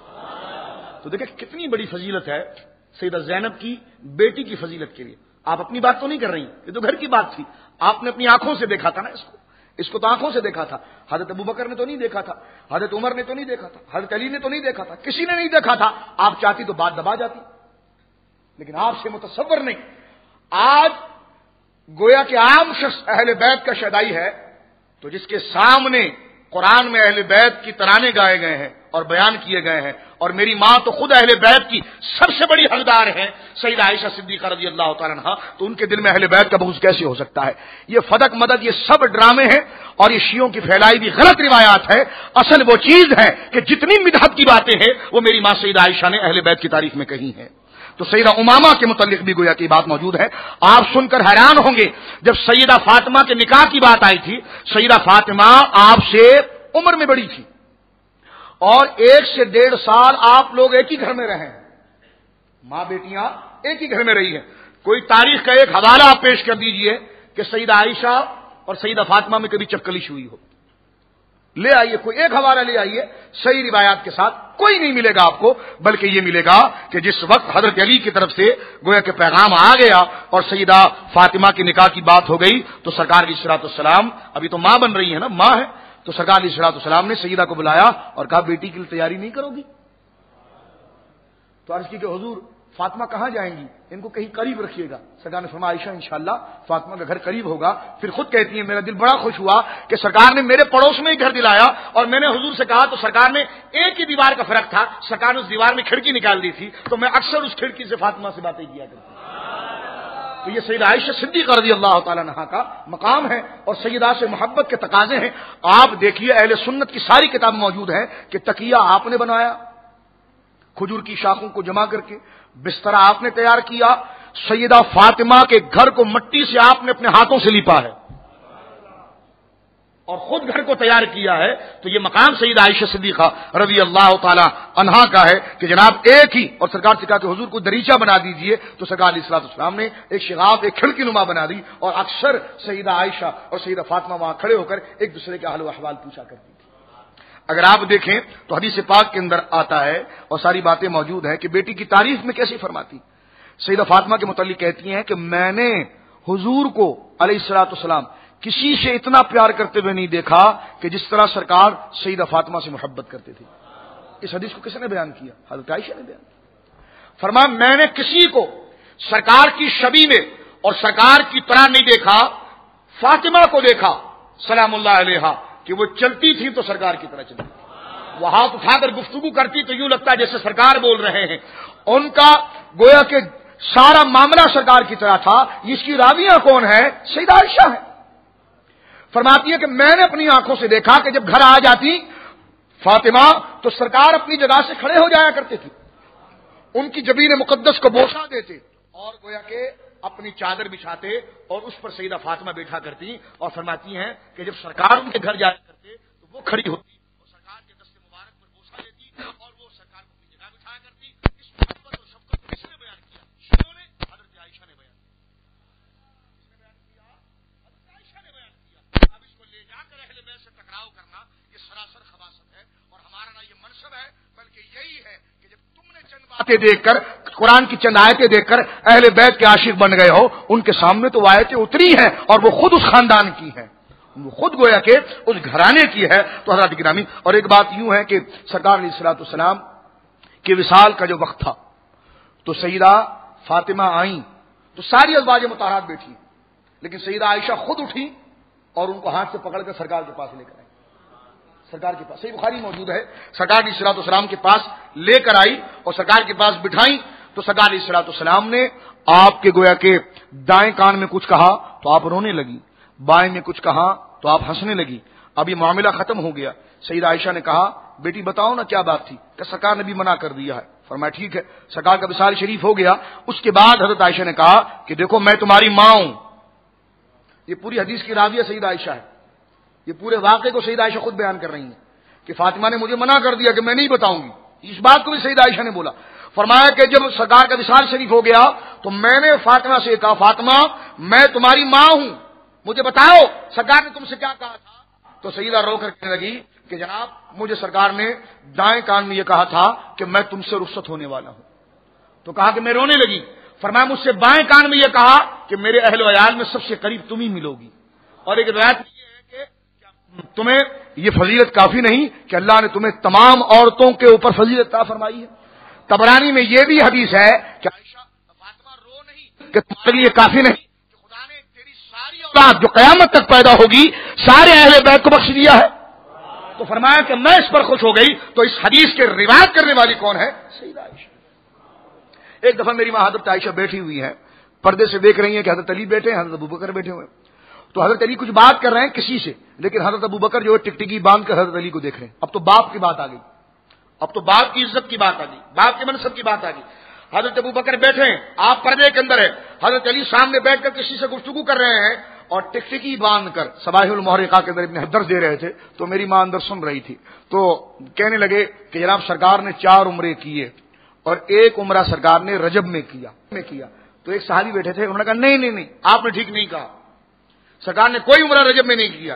انہوں نے کہا نہیں کیا ہے، اب اتنے بڑے راوی حضرت عبداللہ بن عمر، تو اندر سے سیدہ عائشہ کو آواز دی گئی کہ آپ کیا فرماتی ام المومنین؟ حضرت عائشہ اندر سے مسکرانے لگی، فرمائے ابن عمر پر اللہ رحم فرمائے، یعنی دعا یہ کلمات دیے، اللہ رحم فرمائے، یہ سرکار کے بارے میں کہہ رہے ہیں کہ سرکار نے جو ہے رجب کے مہینے میں عمرہ کیا، ایک ایک عمرے کی تاریخ بتائی اور فرمایا ہر عمرے کے اندر میں ساتھ میں تھی اور سرکار نے کوئی رجب میں عمرہ نہیں کیا، سرکار نے کوئی رجب میں عمرہ نہیں کیا، 4 عمرے کیے، درست ہے۔ تو ایسی کئی مثالیں ہیں، وقت نہیں ہے، وقت ختم ہو رہا ہے، میرے سامنے ایسی کئی مثالیں اس وقت موجود ہیں، اگر اسی کو میں چلاؤں تو کئی دن چل سکتا ہے یہ درس۔ ایسی کئی مثالیں سیاہ میں موجود ہے، بخاری سے لے کر نسائی شریف کے اندر، کہ صحابہ کی اصلاح کے لیے سیدہ عائشہ صدیقہ رضی اللہ تعالی عنہا نے یہ بات کی ہے، اور تمام ازواج مطہرات پر اللہ نے آپ کو فضیلت عطا فرمائی ہے۔ اور میں آپ کو یہ بتا دوں کہ کلی فضیلت تو اللہ نے اپنے محبوب کو عطا فرمائی ہے، لیکن جزوی فضیلت تمام کے اندر ہے۔ بعض ایسی فضیلتیں ہیں کہ جس میں ایک صحابی میں نے اہل بیت پر جو تقریر کی ہے، اور پیغام حق جو ہماری تقریر ہے جو آپ کے سامنے سی ڈی پیش کی گئی ہے، اس میں میری تقریر ہے نسب رسول کے حوالے سے، میں نے اس موضوع کو وہاں پر بھی تفصیلاً بیان کیا ہے، اس کو آپ وہاں پر سن سکتے ہیں۔ میں صرف یہاں پر یہ عرض کر رہا ہوں کہ نبی کریم علیہ الصلوۃ والسلام کے قرب میں جو جس طریقے سے رہا اس کی فضیلت ویسی ہوئی۔ اب سیدہ فاطمہ کی جو فضیلت ہے، جس وجہ سے ہے، جس جزوی فضیلت کی وہ مالک ہیں، ایسی فضیلت ابو بکر کے پاس بھی نہیں رضی اللہ عنہ، حضرت عمر کے پاس بھی نہیں، اس لیے کہ سرکار نے ان کو کہا کہ یہ میرے دل کا ٹکڑا ہے، یہ میری جان ہے، تو یہ تو جناب جو ہے یہ فضیلت تو کسی کے پاس نہیں ہے، لیکن جو فضیلت حضرت عائشہ کے پاس ہے وہ سیدہ فاطمہ کے پاس نہیں ہے۔ اس لیے کہ سیدہ فاطمہ کی یہ فضیلتیں تو ہیں، لیکن امت کی ماں جس کو بنایا گیا وہ سیدہ عائشہ ہے، کیونکہ وہ سرکار علیہ الصلوۃ والسلام کے حریم ناز میں ہے، ایک بیٹی ایک بیوی ہے، تو بیوی ہونا بھی ایک جزوی بہت بڑی فضیلت ہے، تو جناب اس فضیلت میں حضرت فاطمہ آپ کی شریک نہیں ہے، تو لہذا اس مسئلے کو صرف اس اعتبار سے رکھنا چاہیے کہ جناب جس کو قرب مصطفیٰ کی جتنی ساعتیں ملتی رکھی گئی وہ جزوی فضیلت میں وہاں پر کمال کرتی گئی، اور حضرت عائشہ یہی کہتی ہیں کہ مجھے جو فضیلت مل گئی ہے وہ فضیلت کسی کو نہیں ملی۔ فرمایا میرا عقد جبریل نے میری تصویر لا کر سرکار کو دکھائی تھی، اور کسی ازواج کے ساتھ یہ نہیں ہوا۔ فرمایا میرے علاوہ کسی اور کنواری سے آپ نے نکاح نہیں کیا۔ فرمایا مجھے پاکیزہ کے گھر سے پاکیزہ پیدا کیا گیا اور پاکیزہ گھر میں مجھے رکھا گیا۔ آپ فرماتی ہیں کہ میری فضیلت کیا ہے؟ اللہ اکبر، اس فضیلت کو تو سیدہ فاطمہ بھی نہیں پا سکی، جو ماننے والی بات۔ جزوی فضیلت تو سب کے پاس ہے، ہم ساری فضیلتوں کا احترام کرتے ہیں، لیکن جو جس کی فضیلت وہ بیان کی جائے گی۔ آپ رفیق اعلیٰ کا سفر کر رہے ہیں میرے آقا، بخاری کے حدیث ہے فی رفیق الاعلیٰ، فی رفیق الاعلیٰ، رفیق اعلیٰ کا سفر ہو رہا ہے رب سے ملاقات کے لیے، اور تشریف لے جا رہے ہیں، اب وصال مبارک ہو رہا ہے، اور سرکار کا سر مقدس حضرت عائشہ کی جھولی میں ہے، حضرت عائشہ کی جھولی میں۔ اسی وقت حضرت عائشہ کی اولاد تو نہیں تھی نا، تو اکثر وہ کہتی تھی حضور میری اولاد تو نہیں ہے، تو آپ کی بڑی بہن حضرت عاصمہ جو زبیر بن عوام کی بیوی تھی، ان کے ایک بیٹے تھے حضرت عبداللہ، جو امام حسین کے بعد یزید نے جن سے لڑائی کی ہے مکہ مدینہ کے اندر، عبداللہ بن زبیر، یہ وہ تھے کہ سرکار علیہ الصلوۃ والسلام نے ان کو حضرت عائشہ کی گود میں رکھا اور فرمایا کہ تو ام عبداللہ ہے، تجھے یہ کنیت میں دے رہا ہوں، آج سے تو اس کی ماں ہے، یعنی آپ کے بھانجے کو گویا کہ آپ کی گود میں ڈال دیا، اور فرمایا آج سے تیری کنیت اس سے چلے گی، اس لیے کہ سب کی کنیت اپنی اولاد سے چلتی ہے، تو فرمایا یہ بھی تیری اولاد ہے اور آج سے یہ ام عبداللہ ہے۔ یہ کرنا سرکار کا اختصاص ہے، یہ سرکار کا خاصہ ہے، کسی اور کو گود دے کر ہر چیز کا مالک بنا دینا یہ اختیار نہیں ہے، یہ سرکار کا خاصہ ہے کہ سرکار نے گود دیا اور فرمایا تو اس کی ماں ہو گئی ہے، اور آج سے تیری کنیت جو ہے ام عبداللہ ہے، یعنی عبداللہ بن زبیر کی ماں ہے۔ تو جب سرکار علیہ الصلوۃ والسلام کی وصال کا وقت قریب آیا تو سرکار علیہ الصلوۃ والسلام کا گویا کہ سر مقدس سیدہ عائشہ کی جھولی میں تھا، اور رفیق الاعلیٰ کے سفر کی طرف میرے آقا تیاری پر ہیں، اللہ اکبر۔ اب دروازے کو کے اندر عبداللہ بن زبیر داخل ہوئے، ان کے ہاتھ میں مسواک تھا، میرے آقا کو مسواک سے بڑی محبت تھی، دراصل میرے آقا کو نفاست سے محبت ہے، پاک صاف رہنے سے محبت ہے، اس لیے علماء نے لکھا اگر کوئی شخص کام کاج کے کپڑے پہن کر صف میں آ جائے اور پڑوسی نمازی کو تکلیف ہو تو مسجد کے انتظامیہ کو یہ حق حاصل ہے کہ اس کو کہے مسجد میں نماز پڑھنے نہیں آنا، یہ ہماری ساری فقہ کی کتابوں میں لکھا ہو۔ کسی کے پسینے میں بدبو آ رہی ہو اور اس سے کوئی نمازی تنگ ہو رہا ہو تو یہ مسجد کی انتظامیہ کو حق حاصل ہے کہ بھائی تم نماز پڑھنے نہیں آنا، تمہاری وجہ سے تکلیف ہوتی ہے، اس لیے کہ جناب جس سے کسی مسلمان کو تکلیف ہوگی اس شخص کو مسجد میں آنے نہیں دیا جائے گا، کام کاج کے کپڑے پہن کر مسجد میں آنے کی اجازت نہیں ہے، اس لیے کہ میرے آقا نے نفاست کا درس دیا ہے، نفاست کا، اس لیے میرے آقا نے فرمایا جو پیاز کھائے اس کے منہ سے بو آئے، جو سگریٹ پیتے ہیں ان کے منہ سے بو آتی ہے تو بو کو ختم کر کے مسجد کے اندر آئے، سرکار نے فرمایا اس سے بو سے جو ہے فرشتوں کو اذیت پہنچتی ہے، فرشتوں کو اذیت پہنچتی ہے۔ تو سرکار نے جب مسواک دیکھا عبداللہ بن زبیر کے ہاتھ میں تو میرے آقا علیہ الصلوۃ والسلام نے اشارہ فرمایا حضرت عائشہ سے، کوئی نہ سمجھ سکا، حضرت عائشہ سمجھ گئی، حضرت عائشہ سمجھ گئی تھی۔ اور سید عالم صلی اللہ علیہ وسلم نے جب فرمایا تو عبداللہ بن زبیر کو کہا عبداللہ دراؤ، عبداللہ آئے، ان سے مسواک لی، سرکار کی خدمت میں پیش کی، سرکار نے پھر اشارہ فرمایا، پھر کوئی نہ سمجھا، یعنی سرکار یہ کہہ رہے تھے یہ سخت ہے، اس کو نرم کر کے دو، یہ سخت ہے اسے نرم کر کے دو، لیکن شدت اتنی تھی اس مرض کی، علماء نے یہ بھی لکھا کہ سرکار علیہ الصلوۃ والسلام پر اتنی شدت کیوں ڈالی گئی، نظام میں آیا کہ اس لیے کہ آپ کی امت پر راحت ہو جائے۔ حافظ ابن حجر اسقلانی لکھتا ہے کہ سرکار نے یہ دعا کی تھی کہ مولا نزا کی ساری سختیاں تم مجھ پر ڈال دے تاکہ میری امت جب اپنی روح دے تو ان پر وہ سختی نہ ہو، اس لیے حدیث پاک میں آتا ہے کہ سید عالم صلی اللہ تعالی وسلم پر یہ ساری شدت جو تھی، حافظ ابن حجر اسقلانی کہتے ہیں یہ آپ کی امت کے معاملے میں جو آپ نے دعا فرمائی تھی یہ تھی۔ اب اس نبی کے حضور 2 منٹ کھڑے ہو کر سلام پڑھا جائے تو لوگ کہتے بدعت ہیں، تو ان شیطانوں کو کہنا چاہیے شیطانوں تمہاری سختیاں جس نبی نے لے لی اور تمام معاملات اپنے سر لے لیے، اس کو خراج تحسین کے 2 جملے کہنا تم شیطانوں کے نزدیک بدعت ہے، وہ شیطانوں تو تمہارا مذہب کون سا ہے پھر یہ تو بتاؤ، تم تو بڑے نمک حرام ہو کہ تمہیں اتنی عقیدت نہیں ہے، حل جزاء الاحسان الا الاحسان، اتنی تمیز نہیں ہے، اس میں ناراض ہونے کی کسی کو کوئی بات نہیں ہے، اس لیے کہ منصب نبی کا چل رہا ہے، بات نبی کی چل رہی ہے، احسان نبی کی بات چل رہی ہے، اگر آپ کبھی کسی کو دیں تو اس سے احسان جتلا کر مانگے، اور جس نبی نے پاؤں پر ورم آ گئے اور کھڑے ہو کر رب کی بارگاہ میں کہے ربی حبلی امتی، مولا میری امتی کو بخش دے، اس وقت تو سرکار نے یہ نہیں کہا کہ میں اپنی امت کے لیے قیام کر رہا ہوں۔ آج اگر امت نبی کے لیے 2 وقت سلام پڑھنے کے لیے کھڑے ہو جائے تو کہتے جی یہ بدعت ہے، اور اس نبی نے جو کھڑے ہو کر اپنی امت کے لیے مغفرت کی دعائیں کی ہے، مغفرت کی دعائیں کی ہے، تو یہ جو تمہارا نظریہ یہ شیطانوں کا نظریہ ہے، رحمان کا نظریہ یہ ہے جو میرے آقا سے ثابت ہو رہا ہے۔ رحمان کا نظریہ تمہارا دل بھیڑیوں کی طرح سخت ہے کہ تمہارا دل نبی کے لیے نرم نہیں ہوتا۔ شیطانوں جب اسمبلیوں میں بن کر تم وزیر چلے جاتے ہو تو جناب فاسق فاجر اگر آ جائے، اسپیکر کی کیا اوقات و حیثیت ہے، وہ آئے تو یہ فضلو سے لے کر یہ ڈیزل کے سارے ناجائز خوراک کرنے والے قاضی تک سب کھڑے ہو کر استقبال کرتے ہیں، تو ان شیطانوں کو کوئی بولتا نہیں ہے کہ یہ بدعت نہیں ہے، لیکن تم ذلیلوں کو فاسقوں کا استقبال تمہیں نصیب ہو، اور ہمیں مصطفیٰ کا استقبال مبارک ہو۔ اور اس میں یہ جذبات کا موضوع ہے، یہ جذبات کا موضوع ہے۔ لوگ کہتے ہیں جی جذبات، میں نے کہا جس میں جذبات نہیں وہ منافق ہے، جس میں ایمانی جذبات نہیں واللہ وہ منافق ہے۔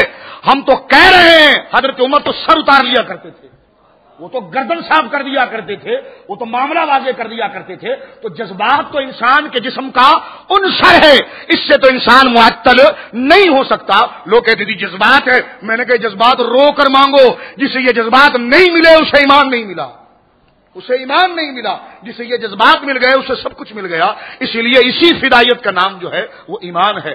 سید عالم نے اشارہ فرمایا کوئی نہ سمجھ سکا، انہوں نے فرمایا جی مسواک دے دیں، مسواک لائے، حضور کی خدمت میں پیش کیا، پھر میرے آقا نے اپنے چشمان کرم سے اشارہ فرمایا، یہ فضیلت کسی اور کو نہیں ملی، اللہ اکبر، یعنی اشارہ یہ تھا کہ سخت ہے اس کو نرم کر دو۔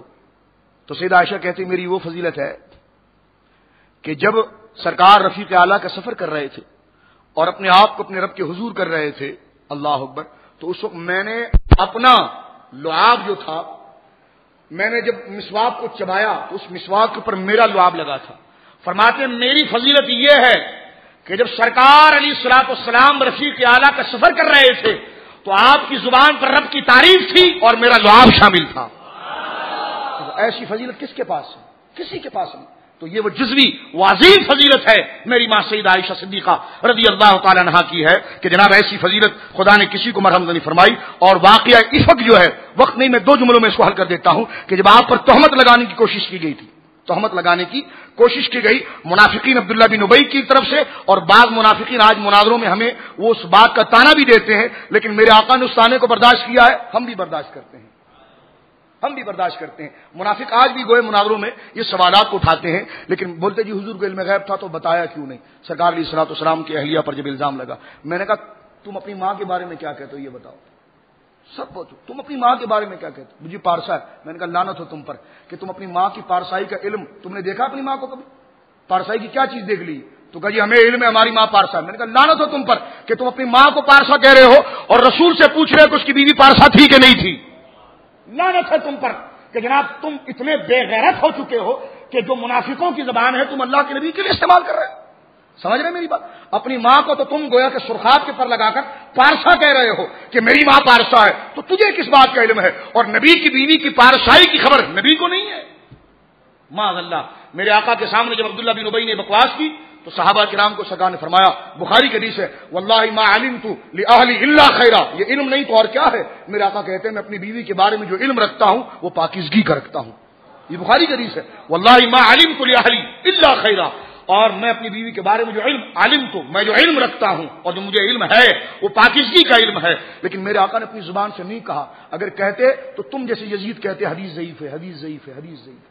میرے آقا خاموش ہو گئے، خاموش ہو گئے. اور رب کی جانب سے اعلان تھا، محبوب یہ تیرا گھرانہ ہے، بات تو نہیں کرے گا.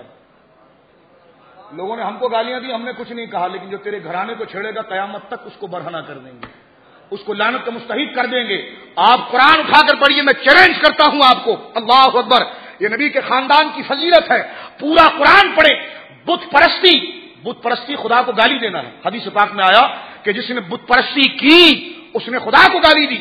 بت پرستی خدا کو گالی ہے، لیکن خدا نے اس پر اتنی مذمت نہیں کی. سیدہ عائشہ پر جس نے تہمت لگائی خدا نے اس کی مذمت میں 18 آیتیں اتاری ہیں. بولیں سبحان اللہ. 18 آیتیں اتاری ہیں سورہ نور کے اندر. پورا قرآن پڑھ لیجئے. مسئلہ شرک سے لے کر انتہا تک کسی مسئلے پر خدا کو اتنا جلال نہیں آیا ہے جتنا جلال سیدہ پر تہمت لگانے والوں پر آیا ہے. تو یہ فضیلت ہے. اور علامہ ابن حجر اسقلانی لکھتے ہیں یہ سب سرکار کا صدقہ تھا. فرماتے یہ سب سرکار کا صدقہ تھا. اور سرکار نے حضرت ابو عمر کو بلایا، عمر تم کیا کہتے ہو؟ تم تو میرے قریبی ہو، تم کیا کہتے ہو؟ کہا حضور میں کیا کہہ سکتا ہوں، اللہ نے تو آپ کو ایسا نفیس بنایا کہ آپ کے جسم پر مکھی نہیں بیٹھتی، تو ایسی عورت آپ کے قریب کیسے آ جائے گی؟ یہ حضرت عمر کا عقیدہ ہے. یہ صفہ صحابہ بناتے ہیں. صحابہ کتنی شرم آنا چاہیے ان لانتیوں کو کہ حضرت عمر ہی کو دیکھ کر عقیدہ اپنا لیتے. حضرت عثمان سے پوچھا، عثمان تم کیا کہتے ہو؟ کہ حضور اللہ نے آپ کو ایسا برگزیدہ بنایا ہے، ایسا نفیس، ایسا پاک بنایا ہے، اور ہر شے سے ایسا مجلہ اور مزکہ کر کے بنایا ہے کہ حضور رب نے تو آپ کا سایہ نہیں رکھا کہ آپ کے سائے پر بھی کوئی پاؤں رکھے تو یہ توہین ہے. تو جب رب نے آپ کے سائے کی توہین نہیں کی اور ایک سائے کو آپ کی طرف منسوب نہیں کیا تو گندی عورت کو کیسے منسوب کر سکتا ہے؟ گندی عورت کو کیسے منسوب کر سکتا ہے؟ تو سیدہ عائشہ کی فضیلت ہے کہ 18 آیتیں. یہ کسی کی فضیلت نہیں ہے. اہل بیت میں نہ حضرت علی کی فضیلت ہے، نہ سیدہ فاطمہ کی فضیلت، کسی کی فضیلت نہیں ہے. یہ فضیلت صرف سیدہ عائشہ کی ہے کہ 18 آیتیں آپ کے مقام اور آپ کی شان پر گویا کہ بیان کی گئی ہیں. اور سیدہ عائشہ صدیقہ رضی اللہ تعالی عنہا فرماتی ہیں کہ میں وہ ہوں کہ میری برات آسمان سے اتری ہے. یعنی میرے گناہ کی متعلق بیزاری اور برات جو ہے وہ آسمان سے اتری ہے. اور اس شاخ نے یہ کہا، علامہ راضی لکھتے ہیں کہ سرکار جو خاموش رہے اس میں وجہ تھی. فرمایا محبوب تو خاتم النبیین ہے، تو سب سے بڑا محبوب ہے ہمارا. تیری شان بھی اگر کوئی لوگ بیان کریں تو محبوبیت کا اظہار کیسا ہوگا؟ رگوں میں دوڑتے پھرنے کے ہم نہیں قائل، جو آنکھ ہی مجھ سے نہ ٹپکا تو پھر لہو کیا ہے. جتنا عظیم محب ہوگا اتنے جوش میں اس پہ استدلال ہوگا. ارشاد فرماتے امام راضی کہ جب حضرت سیدہ مریم پر الزام لگتا ہے تو آپ کے گود کا بچہ عیسیٰ گواہی دیتا ہے. حضرت یوسف پر الزام لگتا ہے تو گویا کہ قریب گویا کہ ایک دوسرا بچہ گواہی دیتا ہے. اور جب ام المومنین محمد رسول اللہ کی بیوی پر الزام لگتا ہے تو رب کریم دنیا کے کسی فرد کو نہیں بلکہ رب خود گواہی دیتا ہے تاکہ خاندان رسولت کے گویا کے تمام تقاضے واضح ہو جائیں اور ساری باتیں گویا کہ واضح ہو جائے. آپ نے 17 رمضان المبارک سن 58 ہجری کے اندر منگل کے دن وتر کی نماز پڑھتے پڑھتے آپ نے اپنی جان حق کو رب کے سپرد کیا. آپ کی نماز جنازہ سیدنا ابو ہریرہ رضی اللہ تعالی عنہ نے پڑھائی. اور آج آپ کائنات میں علم، روشنی اور سرکار علیہ الصلوۃ والسلام کی علم کی خیرات جنت البقیع میں بیٹھ کر بانٹ رہی ہیں. دعا کرتے مولا ہمیں بھی بقیع نصیب فرمائے اور اللہ رب العزت ہماری ماں کی شفاعت ہمیں نصیب کرے. کل قیامت کے دن ان کی شفقت کی نظریں عطا فرمائے ان دجالوں، رذیلوں، خبیثوں سے کہ جو ام المومنین پر تانا کرتے ہیں اور میرے آقا کے علم پر تانا کرتے ہیں، پھر کہتے ہیں ہم تبلیغی جماعت. ہم نے کہا لعنت ہے تم پر کہ تم نے تبلیغ کرنے کے بعد بھی تم علم نہ سمجھ سکے. تقریر سے اگر کسی کو اختلاف ہے تو مجھ سے اختلاف کرے، لیکن کسی کو شوق ہے تو میں حضور کے علم پر مناظرے کے لیے تیار ہوں. ٹھیک ہے جی، آپ ناراض مت ہوئیے گا. پھوپھا کچھ لوگ کرتے ہیں پھر، تو میں ان سے کہتا ہوں پھوپھا بعد میں کیجیے گا، پہلے علمی گفتگو ہو جائے. جن ریونڈیوں کے آپ ماننے والے ہیں انہوں نے رسول کو کیسا سمجھا، اور ہم امام احمد رضا کے ماننے والے ہیں، ہم نے نبی کو کیسا سمجھا. بات اس حوالے سے واضح ہو جائے.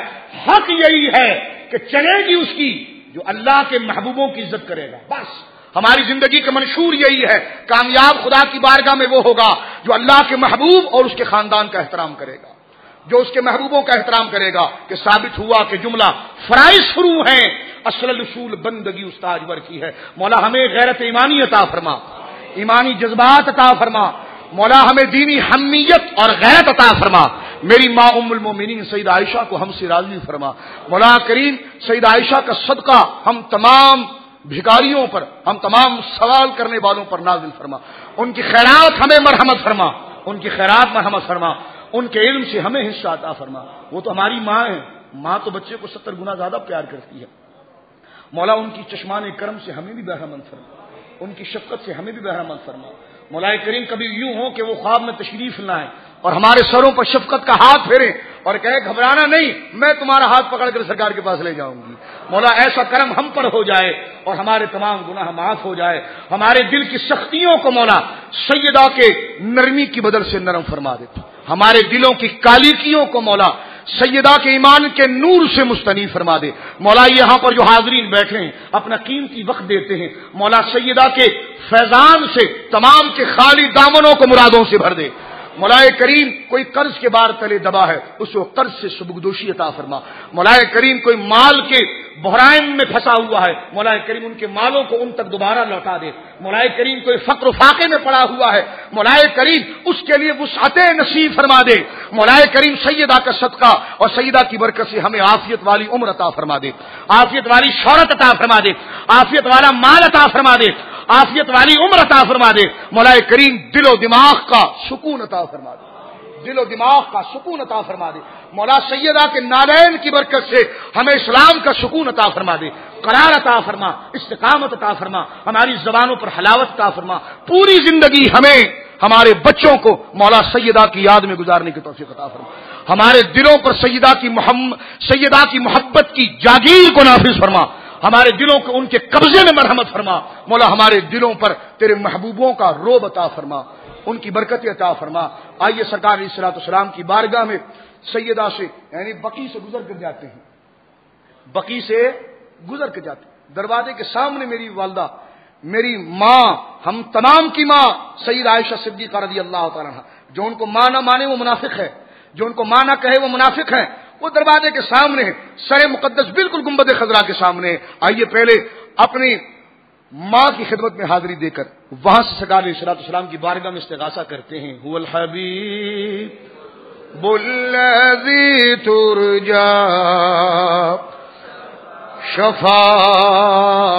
شفاعته لكل هول من الأحوال مقتحم مولاي صل وسلم دائما أبدا.